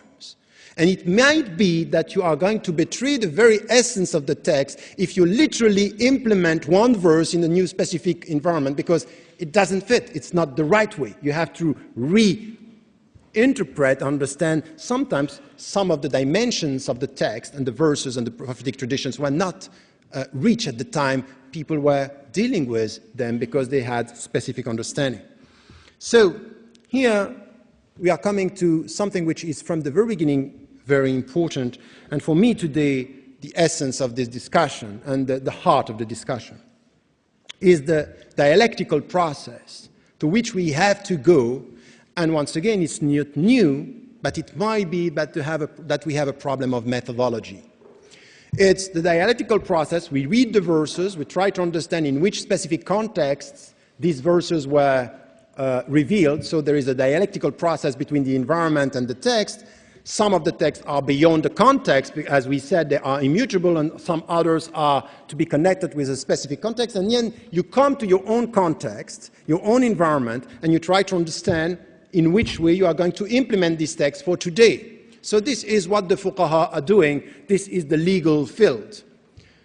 But there is something which was implicit in all the traditions, and even beyond we had these schools of law, is to be able to come with a new understanding and to implement in the right way the text, you need to know the environment. So the knowledge of the environment was implicitly everywhere. Ibn Qayyim al-Jawziyya in I'lam al-Muwaqqi'in, when he is giving all the conditions to me a mujtahid, halat al-nas is something which is important. You need to know how the people are living and where they are living to be able to implement. If you don't know, it means that your knowledge of the text is partial. You don't get it all. You need to know what the people are experiencing. And if you live in any Muslim majority countries in the West, you need to know this knowledge. This is part of being a mujtahid and a mufti. A mufti needs to know where the people and what the people are experiencing. If not, you are just coming with the text and you don't understand what the people are experiencing in their daily life. So there is something which is important here, is not only we need to get a good understanding, but there is something also which is quite important, is to get a critical understanding of the environment. And a critical understanding of the environment, it's important. Why? Because you need to know what are the pressure that the people are facing. Because today I have people coming to me telling me, oh, we need a reform, and the way they ask the question is quite clear that they are under the pressure of the surrounding society. They are not coming with the intention of faithfulness, they are coming with the intention to please. To please power or dominant culture, the world. I say this is the way to be open-minded. So question your intention. What do you want? And this is something which is important. When you are in our situation, in the Muslim majority countries as well as in the West, you cannot just come and say, oh, it's a neutral question. I don't get it. There is no neutral questions. If you come and you work for a government and you come with a specific question, ask your intention. Who do you want to please? Because some government, as it was said, I haven't seen a government giving money, not only in the West, but in Muslim majority countries, they give money, they have a specific intention. So some Muslims here, and this is part of our environment. It's very important for us living in the West to know that some of our leaders, Muslims, they are so much under pressure that they are coming with the concept of reform which has nothing to do with faithfulness, which has to do with pleasing. And sometimes pleasing the Muslims because there is a state of fear. So it's a very, very important point here. So this is why we should never have scholars today working for a specific government, here or there. Never. Why? Because you are playing at a very, very dangerous.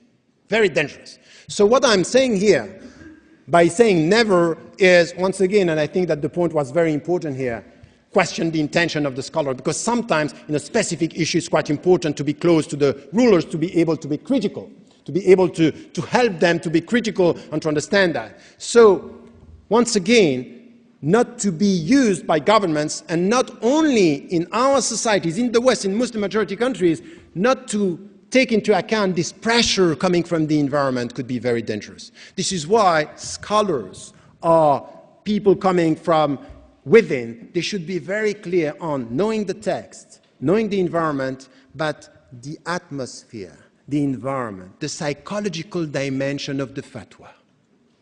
And this is what I wrote in the foreword of the European Council. I said, be careful. It's a very good first step, but be careful. We're not dealing only with legal opinion. Legal opinions are dealing with psychology. And you have to take psychology into account when you deliver a fatwa. Because the pressure around you could be so strong that the psychological atmosphere could just distort the very essence of the fatwa when the people are taking it out of fear. It's a very important point. The psychology of the fatwa, the pedagogy of the fatwa in the context should be taken. So this is why it's not simple. It's a very complex issue. So when I'm talking about the context, I'm not only talking about the knowledge of the context. When, for example, the African-American Muslims, the first with whom I was in touch before coming with the immigrant, when they were saying, the problem that we have with immigrant Muslims, the people who came thinking that the American dream was great, this is a problem that they don't understand the logic, the system, the domination from within. They don't know what it means to be a black Muslims in this country. So they come with something which is, let us be nice. They don't understand power. They want to forget this. But how are you going to be faithful to the text if you don't get that? You don't get that you are talking with people with power and you are powerless. Or sometimes you have the power of the powerless, which is great, which is very important. So here there is something which is this dimension is important when you speak about reform, which is not to take this as something which is very simple. It's a very deep discussion here that we need also to tackle. So very quickly on that. When I come to this, there is something which is important, and this was my starting point when I was starting to deal, inductively, 20 years dealing with fiqh, having these scholars who was helping me so much to be very cautious with, the rules, saying this is the way, so to adapt the fatwa to the environment. And this was very important. And in the book that I wrote for, the Muslims in Muslim-majority countries, Islam, the West, and the Challenges of Modernity, and the other book on Western Muslims, this was the step-by-step, working in the fiqh, the legal dimension and legal opinions. And then I was reaching some limits. I said, there is something, that's fine, but there is something which is a problem. All my work is ending up, while I'm not happy with the state of the world, I'm not happy. If you are, I wouldn't say that there is any Christian, Jew, humanist, anyone who can be happy with the state of the world. We have to reform it. It has to be more, we need more justice, more dignity. We need to be involved in something which is transforming the world for the better. And all my work is adapting. And when I was dealing with some scholars, the two main words that we have, al-haja wa darura. Al-haja is it's a need, al-darura is a necessity. So let us, because it's a state of necessity, we'll come with a legal opinion helping us to deal with this necessity. We cannot choose.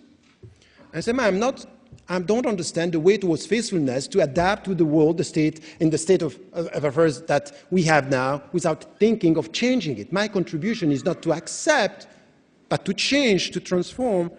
And I came back to something which is essential. If you come and you get to what we were talking about first, Islah al-Nafs, reforming your own self, there is something which is very important in the whole process, is that not only you need to know the principles, not only you need to know the objectives, you need to know the principles of Islam. These are the pillars. This is what you need to respect because this is coming from God. But you need the objectives. What you need to do is to be even more just with your own self. This is why one of our prayer and supplications is, Allahumma zalamna anfusana. We have been unjust towards our own self. So it's just to be just with your own self. So to reform ourselves is to be more just with our own self. But you need this knowledge, but there is one knowledge which is necessary. It's the knowledge of yourself. How are you going? Because the same verses and the same prophetic traditions are not going to play the same role with every one of us. This is the knowledge of the self. So in fact, to reform yourself, you need two knowledges, the principles and the knowledge of the self. You need to know your own weaknesses. You need to get this, so something which is universal in all the philosophies, know yourself. So Islah al-Nafs wal-Muraqaba, meaning that you are looking at yourself, watching yourself, means I'm trying to know myself and to change. So the very spiritual understanding, and very often it's quite important to come back to these spiritual teachings to understand the function and the way we have to deal with rules, is really to come to this essence. It's exactly what I did with jihad, to understand it from within, from the spiritual dimension, to understand what it means with your society. It's exactly the same with reforming. You need two knowledges: the knowledge of the rules, the knowledge of the objectives, and the knowledge of the self. So now come to something which is that we not only want to reform ourselves, what we want is to reform the world in the name of faithfulness, to be faithful. Is it then possible just to come with scholars of the texts that are coming with the principles and the rules if we don't get the other knowledge, which is the knowledge of the context at the level which is necessary to transform? Because if you only go through the legal dimension, and this is what we are doing now, and this is why I think that we are facing a deep crisis, not only a crisis of authority, because I think it's a critical question, but a crisis of methodology, that the way we are dealing with the surrounding world, if you only come with the text and you try to catch up, to adapt, at the end of the day, by definition, anything which has to do with rules is meant to adapt to what it is, to what the state of affairs is. By definition, if you come with, this is the work of the jurist. Jurisprudence is just to change your rules and laws to adapt to the state of affairs. So you are not changing, you are adapting. And for 20 years, I've been talking and dealing with scholars who are talking and using the same word of islah, wa tajdid, but we didn't mean the same thing. For some, it was adaptational reform. We adapt. And my take on this is there is only one way to be faithful, is a transformational reform. We need to transform. As much as I have to transform myself for the better, as much as I need to transform the world for the better. So I'm not talking about the immutable principles, I'm talking about some of the main things that we have to go. And this is why the point for me was really to come to usul al-fiqh and to say this is where we have to work. So quite quickly here, it's the double knowledge is to try to reach our objectives. And once again, the objectives that we have. And this is why I came back to the usul al-fiqh, which is the fundamentals. And in the book, Radical Reform, in the first part, I'm just coming to the tradition, this vast tradition, all the schools that were dealing with usul al-fiqh, from al-Juwayni to al-Ghazali, and then to al-Shatibi, 14th century, and the first one, 11th century. During these 4 centuries, they were trying to work on a framework. And what they were saying is, implicitly, they are always referring to the surrounding society in the schools that we had, usul al-fiqh from al-Shafi'i before, from the inductive process that we had in the Hanafi schools of law. And then you have Madrasat al-Maqasid, thinking about the objectives. And when you think about this, what they are trying to do is to think about what are the objectives that we want to reach.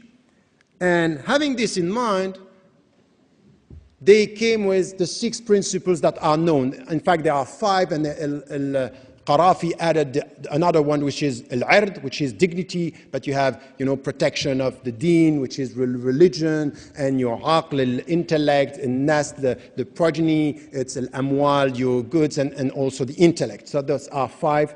And then out of this, some added others. So this is a long tradition, it's not new. But my position on this is to say the fundamental here, they were dealing with the scriptural sources and implicitly saying that we need to deal with the context. And the people who were the most effective are in fact coming from the Maliki school of law.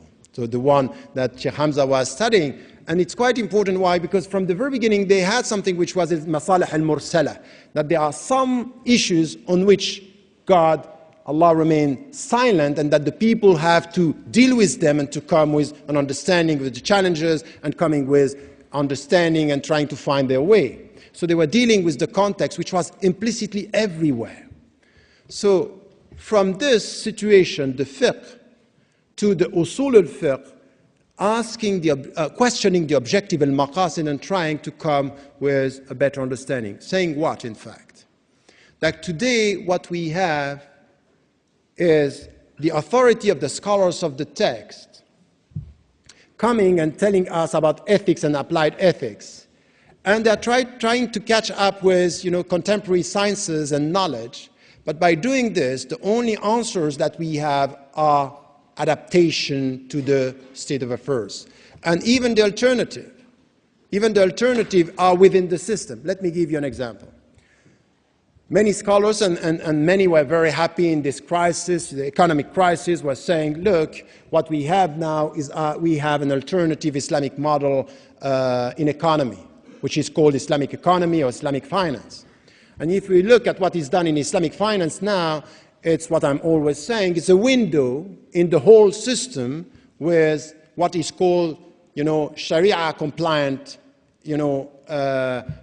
system within. And if you look at it, many economists are saying it's not going to solve our problems. It's just a window within the whole global system. But think about it. What is happening today is that we are not coming with ethics and vision for the future to challenge the economic order with a new vision. We are just adapting within the system a window, and by adapting, in fact, if you think about it, you confirm the whole system. It's just you making a window of halal in an ocean of haram.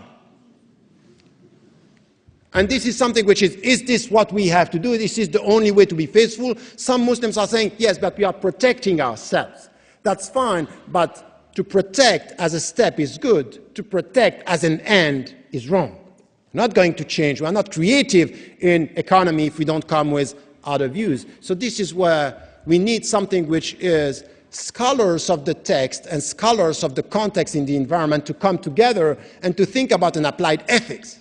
So some of the scholars are telling me we are doing this. The problem is that in our councils of Islamic scholars, very often they're asking reports and papers coming from specialists in economy, specialists in medicine. The only field within which something very deep is done now is in medicine. In medicine, it's the highest level. When you have medical doctors sitting with scholars in Muslim majority countries and they are coming in very, very efficient fatwa and legal opinions in very specific and up-to-date issues. They are very doing well. But in many other fields, there is a disconnect. They are not working together. It's just, we are the ulama and you are the specialist, al-khubara. And there is a level here, which is we think about the text and you come with these sciences. It's as if these sciences are secondary sciences. And I think that this is wrong. It was never like this from the very beginning. That we need an applied ethics, and to get this applied ethics, we need to have together the two knowledges. The knowledges of the text and the knowledges of the environment, of the context. In order not only to adapt, but to have a vision for the future to transform and not only to reform under the pressure sometimes of the dominant culture. So this is something which is the methodology which is to be questioned. And this is what I call shifting the center of gravity of authority in Islam. And the religious and the legal authority is that we need now people in many fields that they are knowledgeable about. Because the scholars, they know that they don't know about medicine. Because it's about death and life. So they are asking the medical doctors, give us the knowledge that we need to be able to come with a fatwa. For example, in the brain death, they need the scholars and the medical doctors to come at that level. But in many issues, when it comes to society, when it comes to the relationship between power, it's as if we know all about it. So we are under the pressure. That's wrong. Human sciences, we need scholars coming from that field. In economy, we need that. In anything which has to do with arts and creativity. It's not just, entertainment. Arts today is something which is deep, and it has to do also all the media, for example. It's a science. You need to deal with psychology, so you are not only coming with, oh, we have something which is protecting ourselves with some rules that is halal and that is haram. So are we going to contribute or not in these fields? So this is where I think that we need to have what I call the radical reform, from the methodology to coming to some of these principles and objectives. I think that today the 6 objectives, that we had are not enough. Ibn Taymiyyah was the first one to come to add we need a spiritual dimension, so there are objectives that are spiritual. So he was critical on something which was not only the objectives for the society, but the objectives for yourself.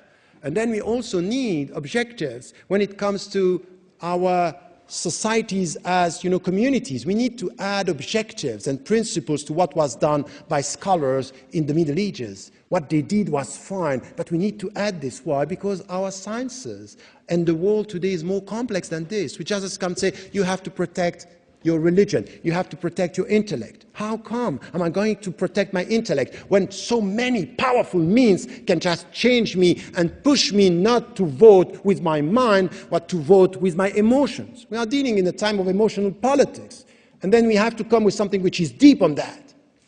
So this is where I think that these are important discussions. So let me end by saying that this is what I was trying to do in the book. It's to come with a new framework of applied ethics and objectives for our time, not only in the West, but in Muslim-majority countries, and to come to something which is calling the scholars not to be closer to the power and the governments, but closer to the people, and the people to be closer to the scholars, to have this ongoing dialogue where we are losing such, authorities within the community that are people that are knowledgeable, they know in their field. It's as if when it comes to Islam, they are childish. It's just they are coming to something, I don't know about Islam. Experts in their field, but not being able to say anything about, what could be my Islamic contribution or my contribution in the realm of the Islamic ethics. So I think it's this which is quite important here. And from this adaptation reform to transformation reform, and this shifting the center of gravity of authority in Islam, and by pushing the people, how can we do this? Is really by pushing this council that we have with scholars that are coming from different fields together, and to be able to think together about some of the issues of our time. And it started in some areas, as I said, we have now some of these councils, but I wouldn't say that, as I heard from some scholars, even great scholars of our time saying, we are trying to do this, but when you ask them about how are you going to set this, it's not done at that level. Islamic applied ethics needs something which is new as to how do we deal with the knowledge of the text and the knowledge of the context. And I have no hesitation to speak about ulama al-nusus wa ulama al-waqa'. At the same level, there is something which is they have to work together, and they have to come with something which is a better understanding. Of course, as to the knowledge of the text, we are dealing with scholars that they know the text, but it's quite clear that you cannot today have the same knowledge of the text and the same knowledge of the context in any field. It's not possible. It's too complex. So by doing this, and by coming with this, I don't want to just accept something which has to do with the pressure of the surrounding society that, there are some issues and you have to come to these questions and respond to these questions. For example, some of the question of that are dealing with specific issues is the only way to show that you are moderate Muslims is to respond to that. Let us come to some of these principles in a way where we have to be quite critical and to promote something which is a better understanding of our world. I don't want anything which has to do with isolation, because I think that isolation is once again not to contribute, or assimilation, which is just to lose your soul and to be lost in the world. It's really about this critical thinking and what we can promote.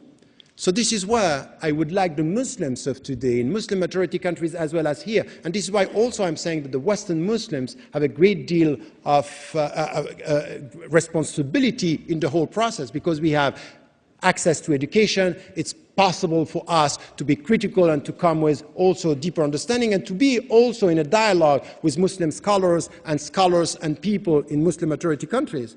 But when it comes to our contribution to how are we going to deal with contemporary issues on consumerism, for example, to be able as Muslims to come with something which is an ethical take on anything which has to do with the global order, on consumerism, on something which is central. I don't, once again, from where I am, just to follow in the footsteps of the dominant culture and not to ask the question, for example, within our societies about family. How are we going to think about family and transmission of knowledge and values and something which is central in the Islamic tradition? So it's not to dilute everything in our contemporary discussion and say, okay, we are only concerned with the headscarf, are only concerned with terrorism. No, there are deep questions here when we need to contribute. Of course, we have to respond to violence. We have to respond to some of these issues. We need to do that. And very often, when you look at what is happening now on, violent extremism, the Muslims said what they have to say, and they are condemning it, and we have to continue this work.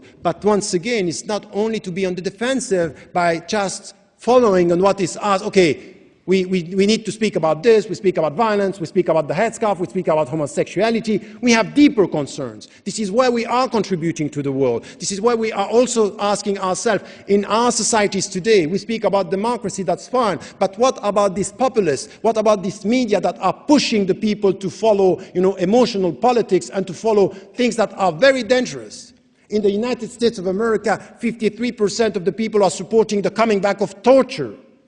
This is unacceptable. So this is our contribution to come to say, we are dealing with what we want is more education, the critical mind. This is where the Muslims are coming with an applied ethics to contribute to the international discussion, not only to be on the defensive when it comes to the global warming, when it comes to respecting the creation, when it comes to also working against corruption, against prostitution, against anything which has to do today with trafficking and what we have, new slavery. Even in Europe, we live in a continent when you have new slavery here. And we are patronizing about, no, we have to come with this discussion. So I don't want, once again, to come with something which has to do with reforming our thinking only on very secondary issues. It's deeper than that. It's something which is our big contribution on the media, on the democratization process, on anything which has to do with the mass culture, and also something which is important for me. It's very important for me, which is something which is has not to do with rules, it has to do with dignity, and it has to do with art, for example. Why are the Muslims today only rejecting the mass culture, the entertainment culture, what, for example, Umberto Eco is saying is the carnivalization of the world, and we are critical towards this. But what are we proposing? What are the Muslims on the ethical ground proposing on something which is a dignified way of dealing with arts, with expression, with coming to us with this?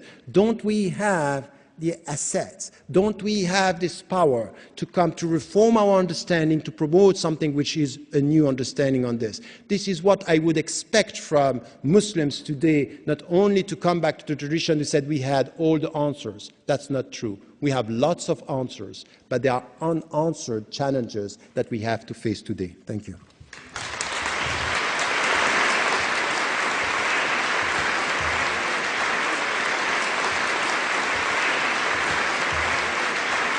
So we're going to launch straight into the question and answer session.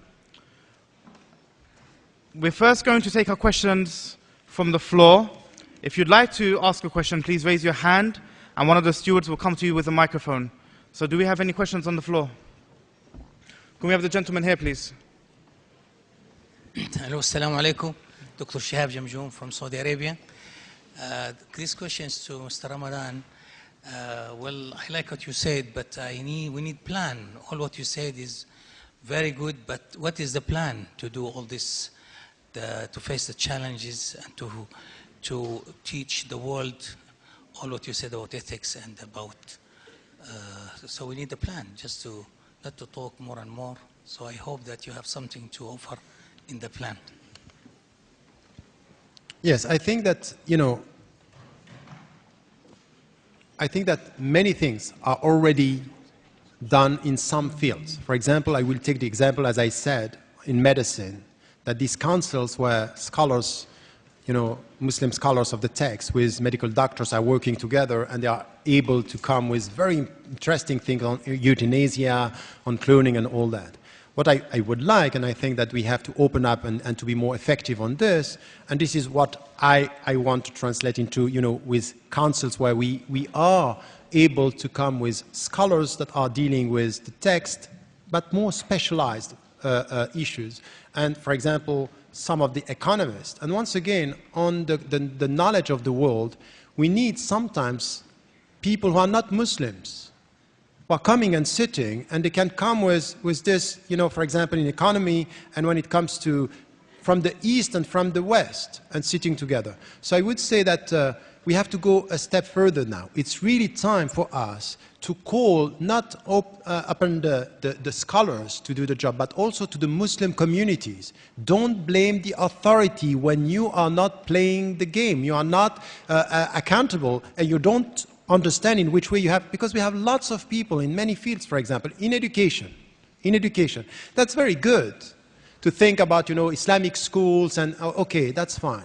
Do you think that over the last 30 years, for example, the Islamic schools are doing much better now than they did before? They are improving. But we need much more than that now when we deal with, acquisition of knowledge, and how do we deal with the surrounding world in Muslim-majority countries as well as here. So we need to have things on this, where the Muslim scholars should be involved in this discussion. I think that the halal and haram business was something which is far from.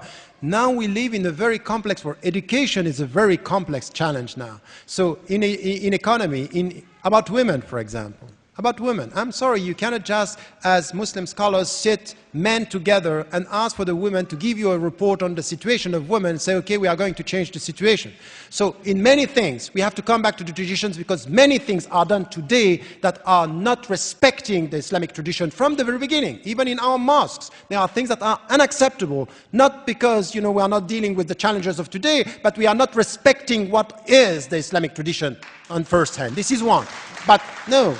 The second thing, it's really to have scholars and women coming also with this knowledge in our circles, where they can come with this and also understand things that are, when the people are telling you, this is something which is, we are very much integrating in the West, and you can show the people that are very much integrating with the rates of divorces. This is where we are the best. We are coming very close to what is happening in the surrounding society. But many Muslims are saying, yes, it means that you are lost here. In the Muslim majority countries, we don't have so many divorces. Ask yourself why. Is it because it's better?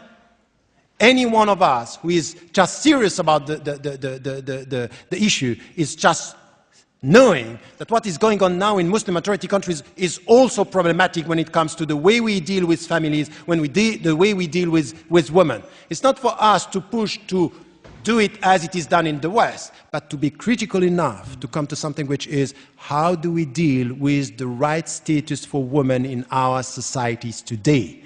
And it means not headscarf or not headscarf.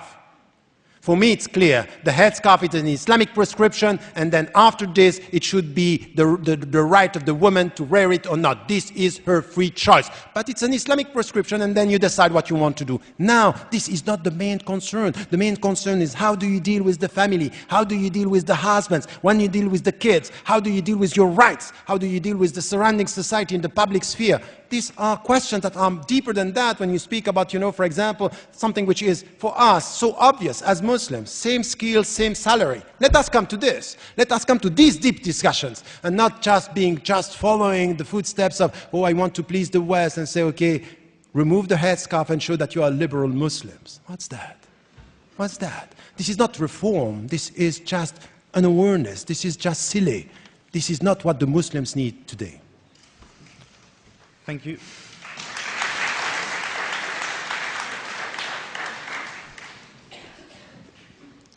Assalamu alaikum. If I could ask the question to both of you, that would be really helpful. How do Muslims have a meaningful engagement with government as active citizens in this country?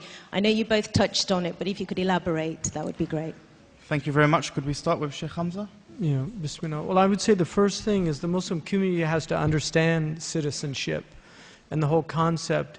In the pre-modern tradition, there wasn't a concept of citizenship. There's a concept of what's called hakim and mahkum, which is the ruler and the ruled. So the idea that people that are under a government can actually participate in the framing of the government itself is a relatively new idea.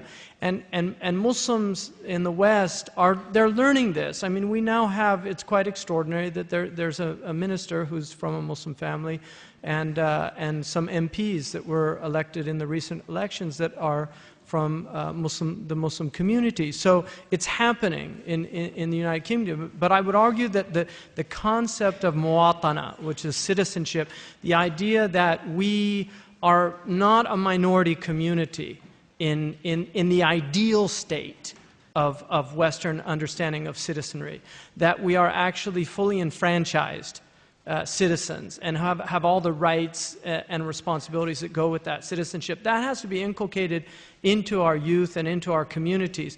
I think the older generation they're excused in my estimation because they came from a very different background, but the younger generation really doesn't have an excuse. I think it's very important that they recognize the importance of fully integrating at that level. Because in my country, for instance, in the United States, especially at local government, you can enact radical changes in your local governments. You can you can ban alcohol, you can ban gambling, you can do a lot of things. And Muslims, and I agree with Dr. Ramadan fully about this, that Muslims need to be productive members of the community. They really need to be engaging the community fully. And those people, one of the biggest problems that we have is the concept of al-wara and al-bara, the idea of there's a certain segment of the Muslim community that teaches this idea that any allegiance, you have to have allegiance and enmity, which means allegiance to Islam alone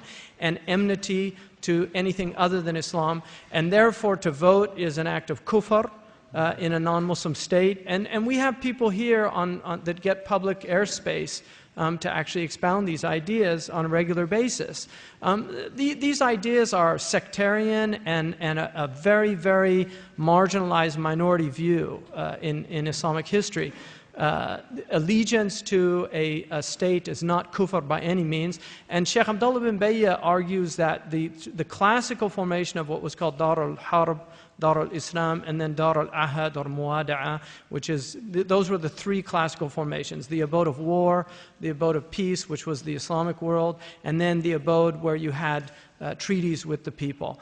He argues that there's a new abode, which is what he calls the Dar al-Maqam or Dar al-Muwatana, which is the abode of citizenship, which is where Muslims are citizens. And a Muslim can technically become a prime minister or at least a president in the United States, and that was argued 200 years ago.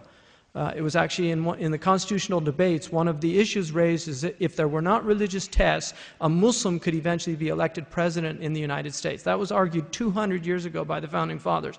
And the argument was overridden because Ireton argued that if the American people elected a Muslim, it would be for one of two reasons. The Americans had all become Muslims, and then that was their democratic prerogative.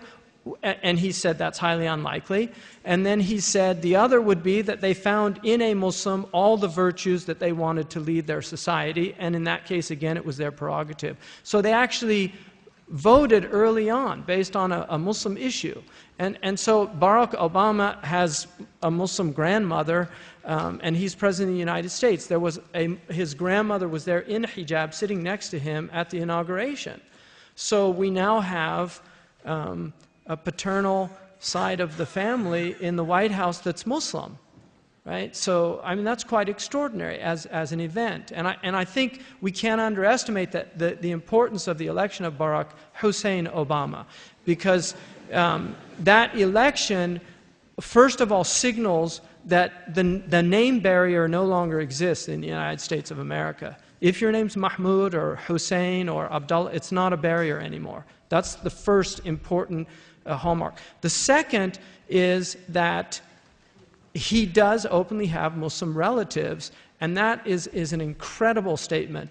And the third, and this is what I find most extraordinary, he's from the Luo tribe in Kenya. In Kenya, had he ran for president of Kenya, he could not have been elected because of the tribe that he's from. And that is a fact that Fuad Nehdi will confirm. The Luo tribe is a weaker tribe.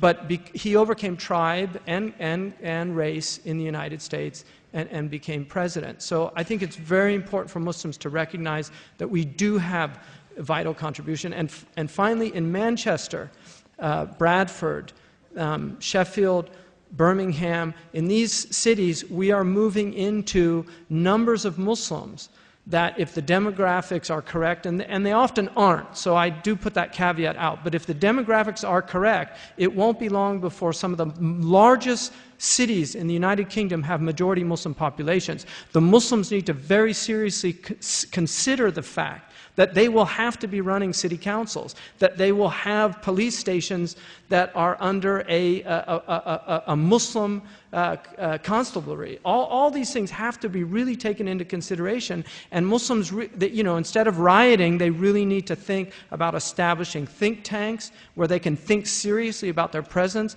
in the United Kingdom and in the United States and in Canada and in Germany and all of these places, because we need to address these real issues, and we need to alleviate the very serious and real fears, and it's not always phobia, because phobia in a classical medical definition is an irrational fear.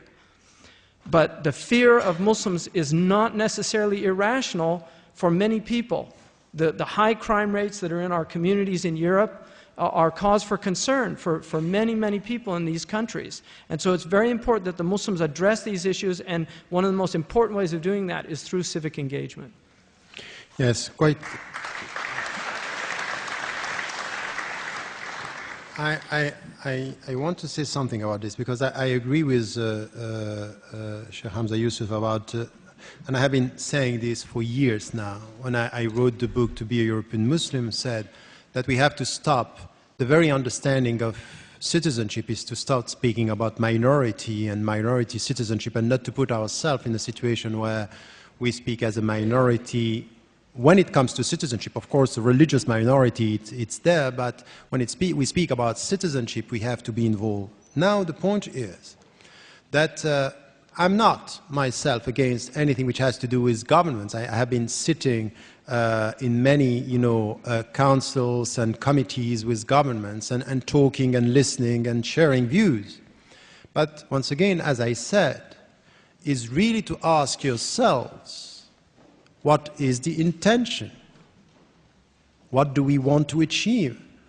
Because at the end of the day, for example, when I studied what was said by scholars about Dar al-Harb and Dar al-Islam and all that, I ended up saying that in the West, but as well as in the Muslim majority countries, we are today facing something which I call Dar al-Shahada, meaning by this that it's where you bear witness, meaning shahada in the sense that litakunu shuhada ala nas, in order for you to bear witness to your message before people. This is where the world is. I want to be a witness. So ask yourself, what is the intention?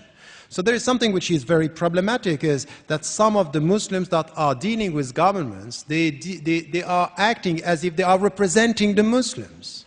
And you are not. So first is just to say, I'm not representing all the Muslims. Second is to ask yourself, what is your role? And this is where I'm at exactly the point for me. It's a contribution. It's an ethical contribution. It's to help the politicians and to help the governments to come back to politics, and not emotional politics. It's not racism. It's not discrimination. It's just to be there for all the citizens. And to be there for all the citizens is just to be the witness of your message in the way you deal with politics. It doesn't mean that you have to be naive and not to calculate. It means that you have to be aware of the game and the rules of the game, but at the same time to show in which way, when you are dealing with the government, first, you don't represent the Muslims. Second, you want to spread around a better understanding of what is happening at the grassroots level. And then also to be able to say to the governments, look, you don't only have to deal with the people you like, but you need to deal with all the people in the community. And the last point is, never let them think that you can be both. Which I'm sorry, there are people that are working for the governments, getting money from the governments, and the only thing that they are doing is exactly just following the agenda of the governments, and I think that these people are dangerous.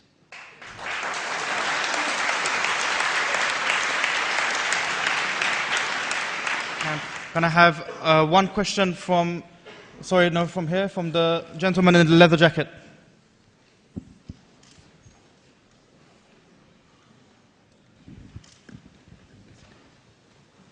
Assalamu alaikum, Sheikh Hamza and Professor Ramadan. My question is addressed to both of you. You've both spoken of this notion in Islam of a thawabit, of constants or immutables within the Islamic tradition. How do both of you respond to those within the tradition and without the tradition who flag these thawabit up, some of these immutables, as concepts, as parts of the tradition which are incompatible with Western liberal democracies? And how, therefore, do you see a way forward? You know, because ultimately, I mean, oftentimes Islamic reform is seen as a means to further integration. Okay, and these are often flagged up from both sides of the divide as impediments to achieving this goal. Well, I mean, I would say that, first of all, the area that's problematic is what's known as ahkam al-sultaniya, which are the governmental categories and penal code. And that's where the real problem lies. There are issues about, I think, sexual morality, homosexuality, and also women's rights that are seen as problematic. The inheritance laws in the Quran are one of the few times when the Quran is very explicit about who gets what. And that's difficult, although there are some arguments even in juristic preference that some of the usuli scholars have made of late, arguing, you know, other types of distribution, you know, that is not incongruous with what the Quran says. But I would say that, you know, the Prophet ﷺ stated very clearly that the tradition, the political tradition of his faith would dissipate very rapidly after 30 years. And I think Muslims tend to forget that this so-called Islamic State has not existed in the history of Islam. And I think that it's a political fantasy that a lot of Muslims hold. And so I think a lot of those areas are not dissimilar to the Jewish Orthodox community and other religious communities that have pre-modern aspects of their tradition that are not compatible with Western liberal democracy. And I think it's important that Muslims don't waffle on those issues. I think that they should state them as they are. And simply, we believe this is a revelation, and there are certain things that are prohibited. In the Quran, homosexuality, acting on homosexuality is prohibited in the Quran.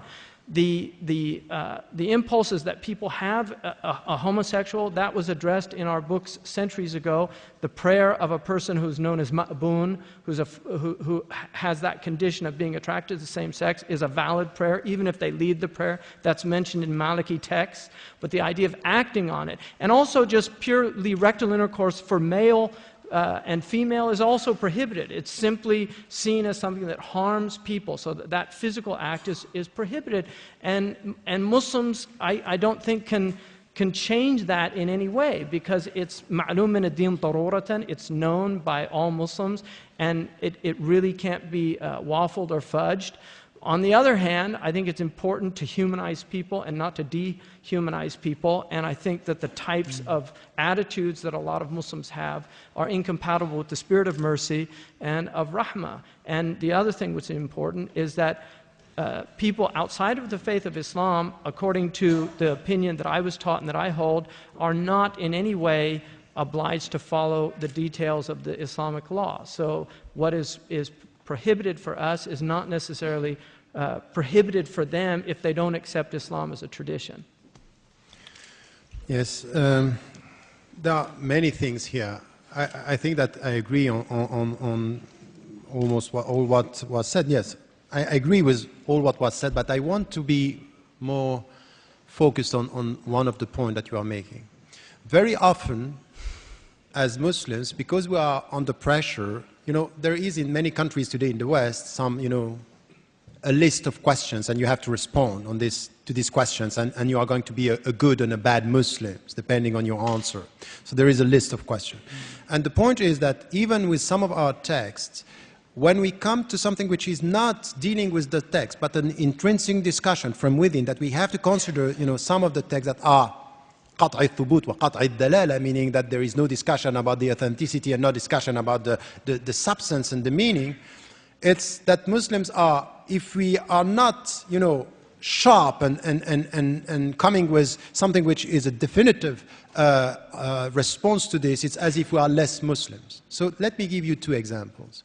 There is one thing which is quite important, is that we have clear-cut texts and they have to be implemented, but sometimes the context within which you live needs to be taken into account to know what you are going to do with this. When, for example, with Muslims, you should know this. Half of the Muslim organizations in this country stopped to invite me when I was calling for a moratorium on the hudud. Because some were saying, oh, you are questioning the very essence of the text. You are questioning the text themselves. I never did that. I never did that. You will never find in anything that I wrote something which is saying it's not in the Quran, it's not in the prophetic tradition. The death penalty is in the Quran, the corporal punishments are in the Quran, and the stoning is in the prophetic tradition. I never said that it's not text. What I am saying is that the conditions to implement these texts are not there, so it's impossible to implement. So the best way is not to pretend in some, petromonarchies that we are fulfilling or being faithful to Islam, because the first intentions is faithfulness, I think, is just unjust. What we are doing in the name of Islam. So it's not because it's the liberal democracy that someone said, oh, it's a European, it's a Swiss citizen teaching us Islam. I responded to this, no, it's a Muslim asking you as a Muslim, is it Islamic what we are doing? And like the Mufti, Sheikh Ali Jom'a, responded, coming to say that the substance, he was not in agreement with the methodology, not the way I did it, but with the substance, saying, yes, I agree with the substance that we cannot implement this. And I got many scholars that were agreeing on principles, but not publicly. After a discussion in Morocco, some say, we agree with you, but we are not going to say it. But this is a point which is crisis of authorities, that we are scared of the reputation of what the Muslims are going to say about us. So my point here is to say, on your discussion, that there are some principles that we have in order to be faithful to look at the environment. Now, on some of the principles, when it comes to homosexuality, when it comes to some of these issues, and some Muslims are pushed, yet you have to accept this, that you should, I think no. And this is why it's quite important to be able to come with something which is clear as to the principles and open as to humanity, and to humanize. What I say is to respect the people and to disagree with what you are doing. I don't like it. It's not permitted in my religion, but I respect who you are, and this is the way I am. This is the way I should be in this society. So the Muslims are so much on the defensive that this attitude is sometimes perceived as, oh, you are betraying the very essence of the religion. And I would say exactly the opposite. It's the very essence of the religion that we are protecting by being clear on the principles and open in what are the relationships that we have with people. Thank you very much. Can I take a question from the gentleman here? Assalamu alaikum. Bassem Al-Kar with the Council on American Islamic Relations and the Democratic Party. Many communities and mosques in the West are held hostage by a few. These leaders do not give space to others, especially the youth. They drive and alienate our youth away from the faith. How do we deal with the issue of community leadership, the crisis in community leadership? Can I direct that question to Sheikh Hamza? Well, leadership's, it's an interesting, there's a principle in Islam that the ruler removes, difference of opinion. So for instance, in Ramadan, when do we start? In the West, we have problems, like in America. Which day do we start? They don't have a problem in Egypt, because they just announced it's Ramadan tomorrow, everybody fasts. So because leadership is a fluid thing, and leadership is about authority, and peoples have different levels of authority. Dr. Ramadan yields a certain amount of authority. I yield a certain amount of authority, but we don't have the type of authority that Hosni Mubarak has in Egypt. And so it becomes, you can't just dictate to people what to do. You can try to convince them with arguments. And that's really what I believe Islam is about. The Quran is about convincing people with arguments and dialectic. And also, it's a give-and-take process. So I think it's important that, especially the youth leaders, they have their authority. They begin to emerge. People like Rami Nashashibi is a good example in the United States, Intisar Rab. I mean, there are many examples. Cream tends to rise to the top. That leadership is something that often is organic, even in a political process, it's organic. And that doesn't, I mean, it can be spoiled cream as well, you know, so it doesn't necessarily mean it's always good leadership, but leaders tend to display certain qualities that people respond to, and I think it's more of an organic process than trying to superimpose on people some models. Yes, but very, very quickly, I would say something here, which is, I have a problem with these questions because it's very, we are facing these questions very often, and some young Muslims are saying, how can we get, a new leadership? At the end of the day, there are two things that are very important. Once again, I'm always coming back to this, which is the intention on what do you want to achieve. Is it a power struggle, or is it something which is our contribution? And how are we going to be more effective in the environment? And there's something else which is working, is that when you do the job, when the eldest are just seeing on the ground that you are doing the job, at the end of the day, stop being the victim. It's exactly the same with women. You want an emancipation process, you want to be free, you want to be autonomous, you want to do the work, do it. Just go for it. And I think that many, many experiences, not only here, I can tell you that even in Muslim majority countries, when I went to Indonesia, when I met these young people in Malaysia, when they were working in computering, they are doing the job. They go, they do it. Now, it doesn't mean that you have to go to be against the old leadership. It's just to be a complementary voice, but do the job. And then also, men, young people, this is the way this has to be done. And then your knowledge of your environment, should be brought to the fore as something which is effective in the way. So respect, this is coming from the tradition, is something which is important, but critical thinking and creativity, we lack creativity in our methodologies. We lack creativity in the way we come with, to reform within Islam is sometimes the means that you are using to reach the people. So these are things that they are necessary, and I would say that our communities are too much passive. I need to bounce off that a little bit, because part of the problem is, Toynbee argues that the fundamental crisis in civilization is when challenges they confront challenges, they don't have creative responses. And he argues that creative responses are indeed what saves a civilization. And part of the problem is some of the best and brightest minds that we have no longer go into Islamic studies. They go into medicine. We have incredibly creative responses in medicine to the challenges of medicine. We have incredibly creative responses to engineering. I mean, they're always coming up with new ways to build higher buildings. My God, I was just in Dubai, and that thing, it's almost a Pleiades. But the problem is that when you direct so much of your intellectual energies into these other areas and fields of expertise, and you don't direct those energies into some of the most difficult questions that face us, which are philosophical, they are ethical. We need real ethicists. We need people that are trained in ethical philosophy, not just a kind of modern book on ethics. I mean, if you read classical ethical treatises, they are philosophical treatises that teach people how to reason ethically. Not simply having a hadith that tells you some ethical truism, but to reason ethically, because if we had people reasoning ethically, we would never have come up with fatwas that supported suicide bombing, ever.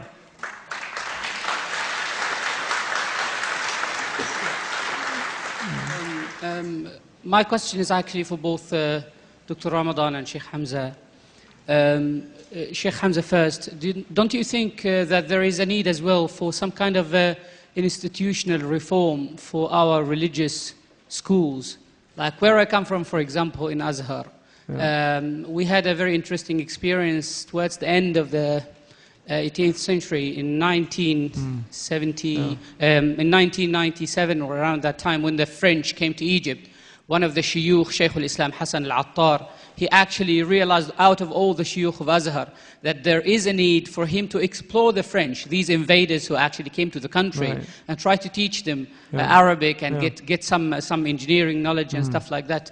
And that has actually paved the road for people like Rifa' al-Tahtawi to come to Paris and other shuyukh to come to Europe and explore. So don't you think that there is a need actually to reform our institutions of Islamic learning within the Muslim world as well? And as our Sheikh Ali Jum'ah speaks about the importance of regenerating sciences, as our predecessors have done that.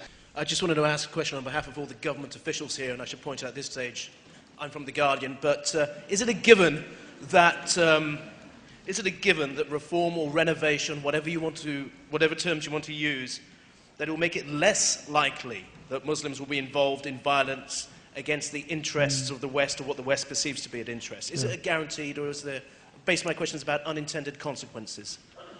Okay, and we had one pre-submitted question from Imam Sarwar of Iqra TV.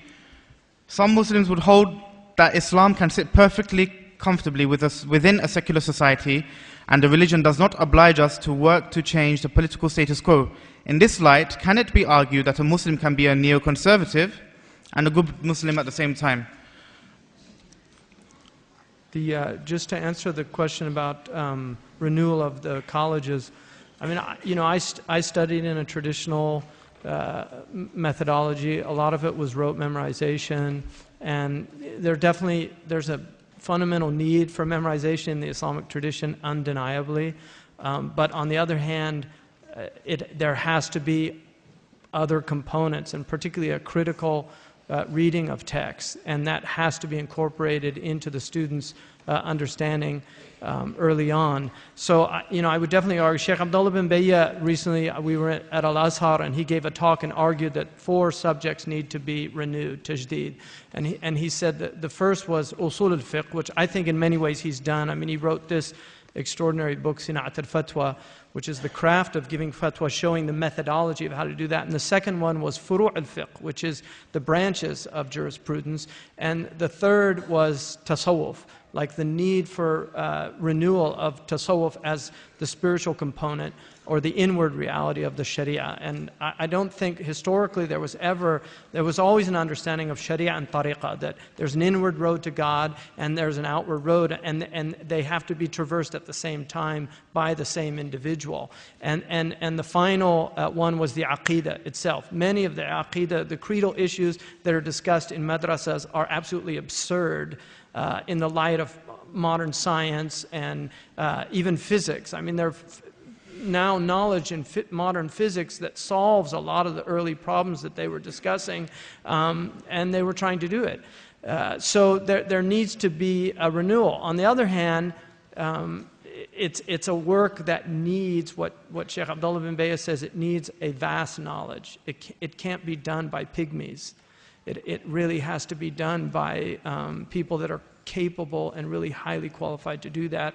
And then in terms of the Guardian question about reform and violence, I mean, I would argue Zbigniew Brzezinski, who's quite brilliant Polish American, I heard him once in a lecture talk about the response to the black nationalist violent movements in the United States of America, and he said there was a multi-dimensional approach to that problem. One of them was curtailing the violence, which was a criminal justice problem. But he said the other one was addressing the real issues that were creating the violence. And as long as we don't address a lot of these issues, and I'll just give you one example. I've read in so many articles, Mortimer Zuckerman or whoever, arguing Palestine's not really an issue, blah, blah, blah, it's just an excuse. Rubbish. I was just in Morocco. Which is at the edge of the Arab world. It's the furthest Western Arab country. And in Fez, in one of the most traditional cities in the Muslim world, the khatib, who was well into his 70s, he ended his khutbah by praying for Quds, by liberating Quds, by asking God to help the Palestinian people in their oppressed conditions. This is happening all across the Muslim world every Friday. And until people really seriously address this issue, and the British of all people should be addressing this issue, because a lot of the problem stems from early British policies in that area.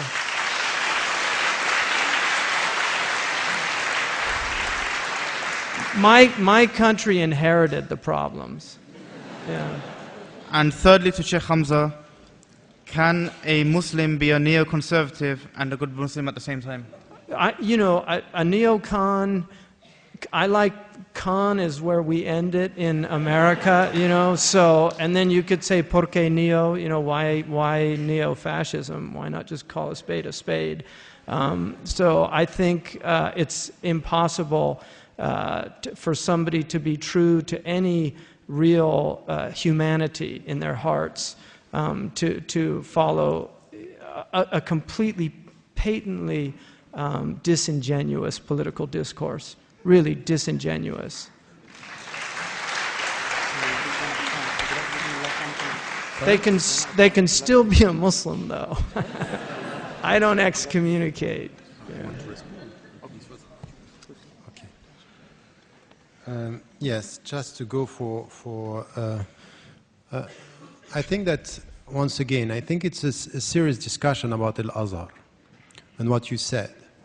Because I think that, when I went there, and I had the choice to go to Al-Azhar and to follow the traditional, and to go with, one-to-one courses, Sheikh Ali Goma and others who were teachers and professors there, and ulama min Al-Azhar. And I decided to go for this on a one-to-one courses with all the scholars.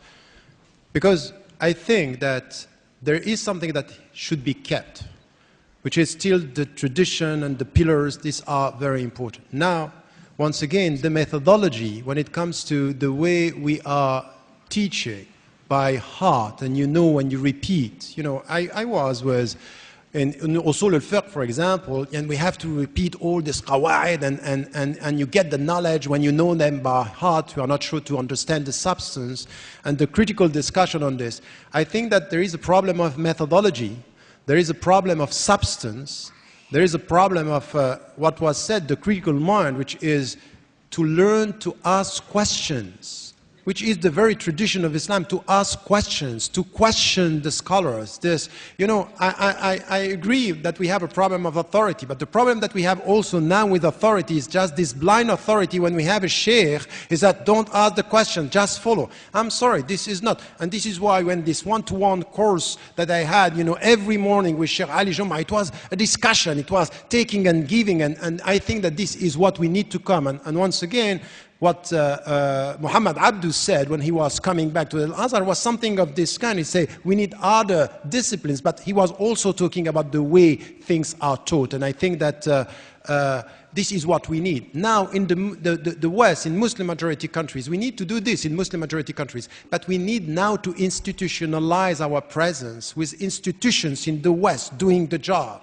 So to have this credential now, by having scholars coming from there and working here. Because in our environment, we need this. It's impossible to be a scholar, a Muslim scholar, knowing the state of affairs in our countries in the West, if we don't get this critical thinking, understanding, and it's vast. And this is why it's not one who can do that. It's not two. It's something which has to be a collective. We need to make it clear for the Muslim community, don't only put money in mosques, but put money in institutions and put money in things that are how we're going to teach. This is something which is essential. Now, the second thing which is important, let me tell you something here, which is, you spoke about Palestine. I was in the task force in this country, and I was also, for example, I was banned from the United States of America. 80% of the questions that I got at the American embassy in Switzerland were about my position on Iraq and my position on the unilateral support of the United States towards Israel. It has nothing to do with the money I gave. It has to do really with political position. So there is only one way forward. If we accept critical discussion in politics, being able to say there is a lack of consistency in the West with our values, this is the only way for us to be heard by Muslims when we say you can't kill innocent people. This is not Islamic. What I said straight after July the 7th is anti-Islamic. When I was in the States in New York, just after what happened on September the 11th, it's not only non-Islamic, it's anti-Islamic. We cannot support this. We cannot, no, please. But the point is, the point is for us, is really to know where we are, with whom we are talking. So when now we have some Muslims being able to work with the governments and supporting the inconsistency of the governments when they are saying condemn violence and don't speak about other things. No, I'm sorry. There is not going to work. It's not going to work. There is no way for us to go towards peace if we are not serious about consistency in politics, meaning the blood of an Iraqi man is the same as the blood of an American man. If this is not the... No. This is the starting point of our discussion. It's the starting point of our discussion. I'm sorry to say that some in our governments, just I'm finishing on this, on 2 points, but this point, really, I think that this is very serious. It's very serious because we are not going to solve the problem if every time we come with this discourse, our loyalty to our country is challenged and questioned.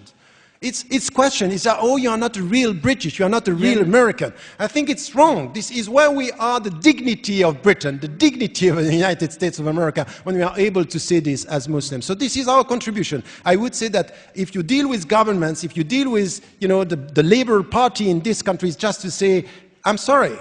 What you are doing is wrong. So you had the Prime Minister in this country saying there is no connection between what happened in the streets of London and what we are doing in Iraq. So how can you start a discussion when there is such a state of denial that it's wrong what was done in the streets of London, but please say that's wrong what you are doing in Iraq and what you are forgetting in Palestine. But not only, by the way, I'm of this opinion. I really want us as citizens not only to speak about Palestine, not only to speak about Iraq and Afghanistan, but also to speak about Africa, but also to speak about the fact that people are being killed and for example, even in what happened in Haiti, for example, it's just before the natural catastrophe, the way we are dealing with these governments and these corrupt people there. I think that this is where we have to be involved.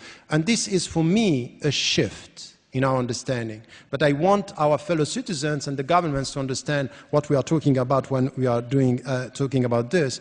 And then one thing which is important, I completely agree, a neocon and being a Muslim is problematic in my mind. I don't get it. But there is something which is going to be very difficult for all of us. In our involvement in the West, and this happened in Muslim majority countries in a way which was problematic because when you were following Islamic trends, this is where you were a good Muslim and it's as if all the others were bad Muslims. We have to be very cautious here in this political discussion because today we have Muslims who are not going as extreme as neocon or far-right party and populist, but we will have people in the Labour parties, that we will have people in the Lib Dem and in the Conservative. We have Muslims as citizens now, they are everywhere. And we need to be able now to get to that level of political understanding as citizens that we may have the same faith, we don't share the same opinions. So there is something here which is very important in our way of dealing. We have to deal with this political diversity as something which is a potential richness and not a liability undermining our community of faith. It's not easy. It's really not easy because this judgmental attitude that we can have on the name of our religion because we come from something which is a very specific understanding of Islam could be problematic in the political field. In our life in the West, this is the challenge also of diversity that we have to deal with. Thank you. Thank you.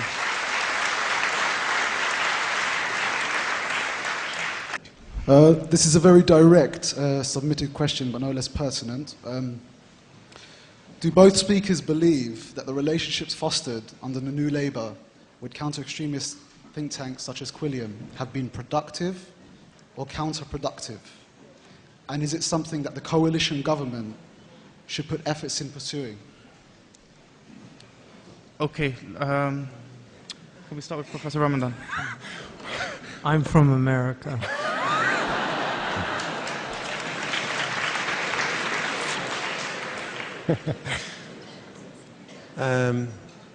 Look, my position on this, it's not a black and white. Because today, with Quilliam, I am differentiating between people and the objective. There are some people I don't want to talk to them because I have no trust. That's over. I saw, I heard, thank you.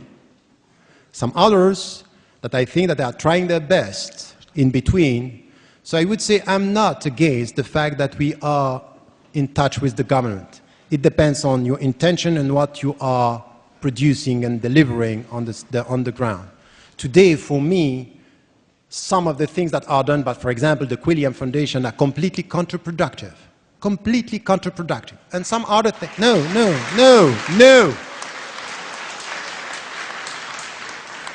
No, that's not right. That's not right. It's something which is, we need to have, this is exactly the opposite of what I wanted. I don't want this kind of, just throwing away something which is a project. It's just, I think that some things are counterproductive. And I think that there are other things, other questions that are very, very important. I think that some of the questions that are coming from the Quilliam Foundation and others are very important to listen to. So I'm against this kind of attitude that sometimes we have, oh, it's coming from Quilliam, throw it away. No, listen. Listen. For example, let me tell you something which is not only coming from within the Muslim community, but we have, for example, Brigitte Bardot. Brigitte Bardot. She's from the far right. Very bad. She doesn't like the Muslims. She's clearly a racist. She's a racist.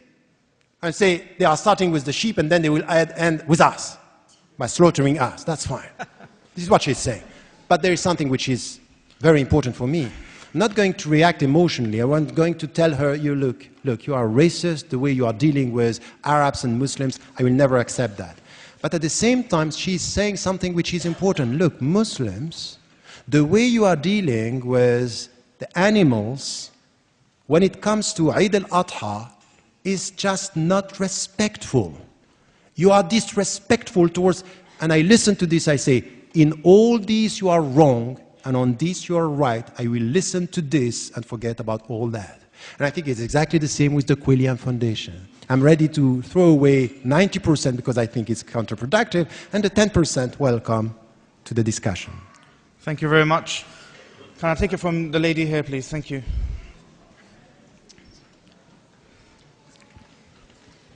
Assalamu alaikum. It's probably not a very sophisticated question. It's more of a practical, real question. I've been just listening, trying to take everything in that you've been saying, but at the same time, as somebody who is very active and has been very active in both Ireland and here, at grassroots level, working with women's groups, Muslim women's groups and non-Muslim, and the youth. My own experience, if that's anything to go by, of activism has left me quite soured and disappointed, actually. And how do you reconcile I suppose that's the question, how do you reconcile the prophetic injunction to plant saplings in the middle of the hour with the reality that actually for a lot of Muslims it's very hard. The reality of raising children here is very hard. Some people can tell us, go back to your own countries. Well, I don't belong anywhere, or I belong as much here as I belong anywhere. And I find it hard. I find the engagement genuinely hard. And I think that reflects the reality of quite a lot of people, young and older, trying to raise children, trying to communicate with children, values that everything else around you says. Right. You're an outsider, it's very difficult. Yeah. The Prophet ﷺ, he said, that Islam began as an alien thing and it will return to being an alien thing. So blessed are the alienated ones.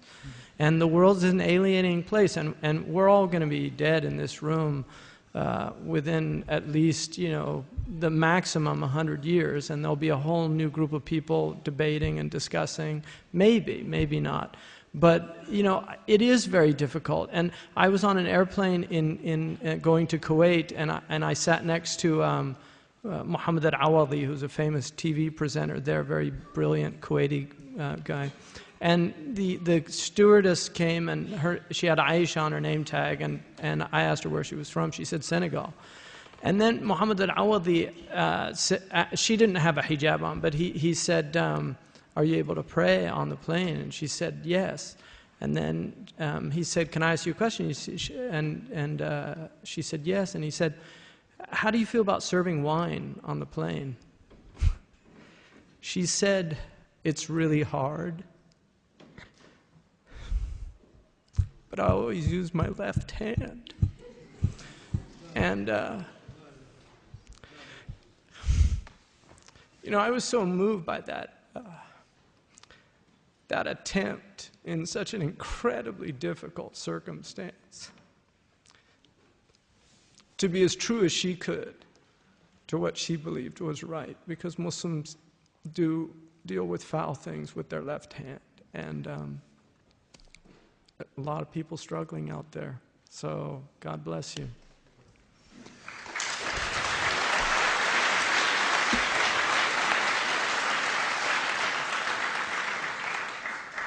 If, you know, there is no way to deny the fact that educating our kids and you know, today, to be a couple is a jihad. To be a father and to be a mother is a jihad. And to be a kid, to be a boy or a girl, is in itself a jihad. The starting point is exactly this one, is just to acknowledge the fact that it's very difficult. But now there are also conditions. And I would say that in the West, it's very difficult today to be a father and a mother, but there are conditions, and we have to come back to this. When I wrote the book on the Prophet, peace be upon him, the point for me was really to look at the way he was and to extract from his behavior principles. There is something which is very problematic. When you are scared from the environment, you know, when you are full of confidence, it's different than when you are scared. When you are scared from the environment, you come with rules because you think that rules are protecting you. But when you come with a state of, you know, confidence, you know that it's going to be difficult, but you say, نَتَوَكَّلُ عَلَى اللَّهِ, we rely on God and we go for it. There is something which is conditions. And the first one is, look at the way the Prophet, peace be upon him, was with his wife and with his kids. The first thing which is important is communication. And there is no way today in our schools or supplementary schools or sometimes Islamic schools, we come with the rules and we forget the fact that we need communication. We need to let the people express. So I would say that in our family, there is something which is quite important, is communicating, is to listen, is to be able to look and to have this, you know, the signs that are coming from. And I think that this is missing today, lack of communication. The second thing which is important in the way we deal with our kids here, it's critical thinking, is also to let them, you know, asking questions and sometimes make mistakes and try to deal with the environment. And the third thing which is for me important is not to cut them from the surrounding society, is to equip them with critical thinking and being able to make some choice. It's not going to be easy. No one said that. But communicating, critical thinking, and then trust. Trust. You know, I always say something which is part of my personal experience. When my own father once, I asked him something, he gave it to me, he gave money to me and say, don't do something which is displeasing God. And he was sending me a message that I'm not even able myself to do with my own kids, which is trusting this, you know, relationship with, you know, your conscience. So I think that, once again, we need to do this within our family. But we need institutions, we need, you know, places where we can talk about this. And sometimes there is nothing wrong with having people helping us, or mediators, or even psychologists sometimes when it comes to, we need this. And I would say that these Muslims that say, okay, the only answer is go to pray, that's fine, I know that I have to pray, but we are not solving the problem. So I would say that once again, it's a question of, it's difficult, but we have the responsibility to find the right means where we are to solve the challenges when we are. So living in the West, this is a community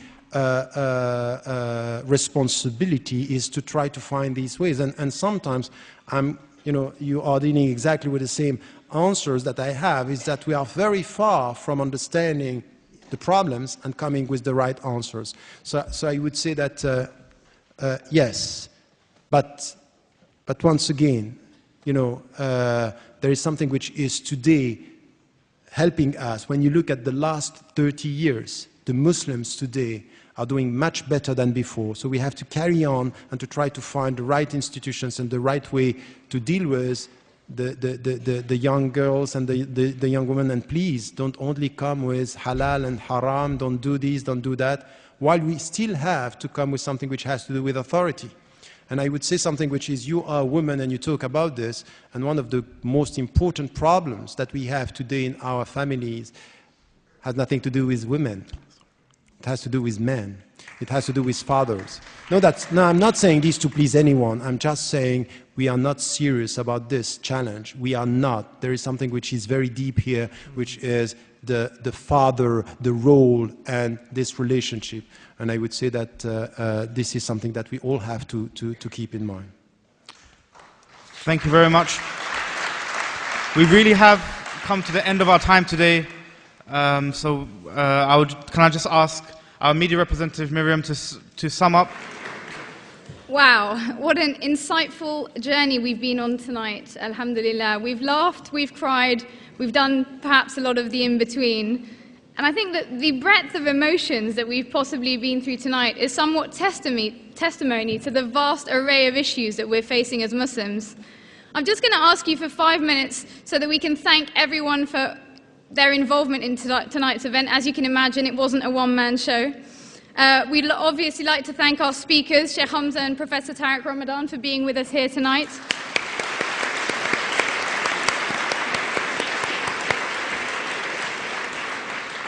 We'd like to thank you, the audience, because of course you're a major component of the show and you've made it what it is. The ISOC team, we'll get the applause at the end, please, inshallah. The ISOC team, in particular Imad, for heading up this gargantuan operation and taking it from a seed to the fantastic event we've had tonight, alhamdulillah. Reem, wherever she is, probably organising, for being a management whiz and the queen of multitasking.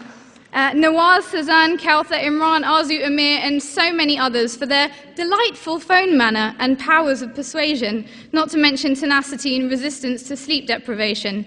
Salman and Rahul for being technological genii, all of our stewards here tonight, Sheikh Babikar for being an inspiration to us at all times, and everyone who made this evening possible. Can I thank you all? Thank you so much. Assalamu alaikum. Peace be upon you.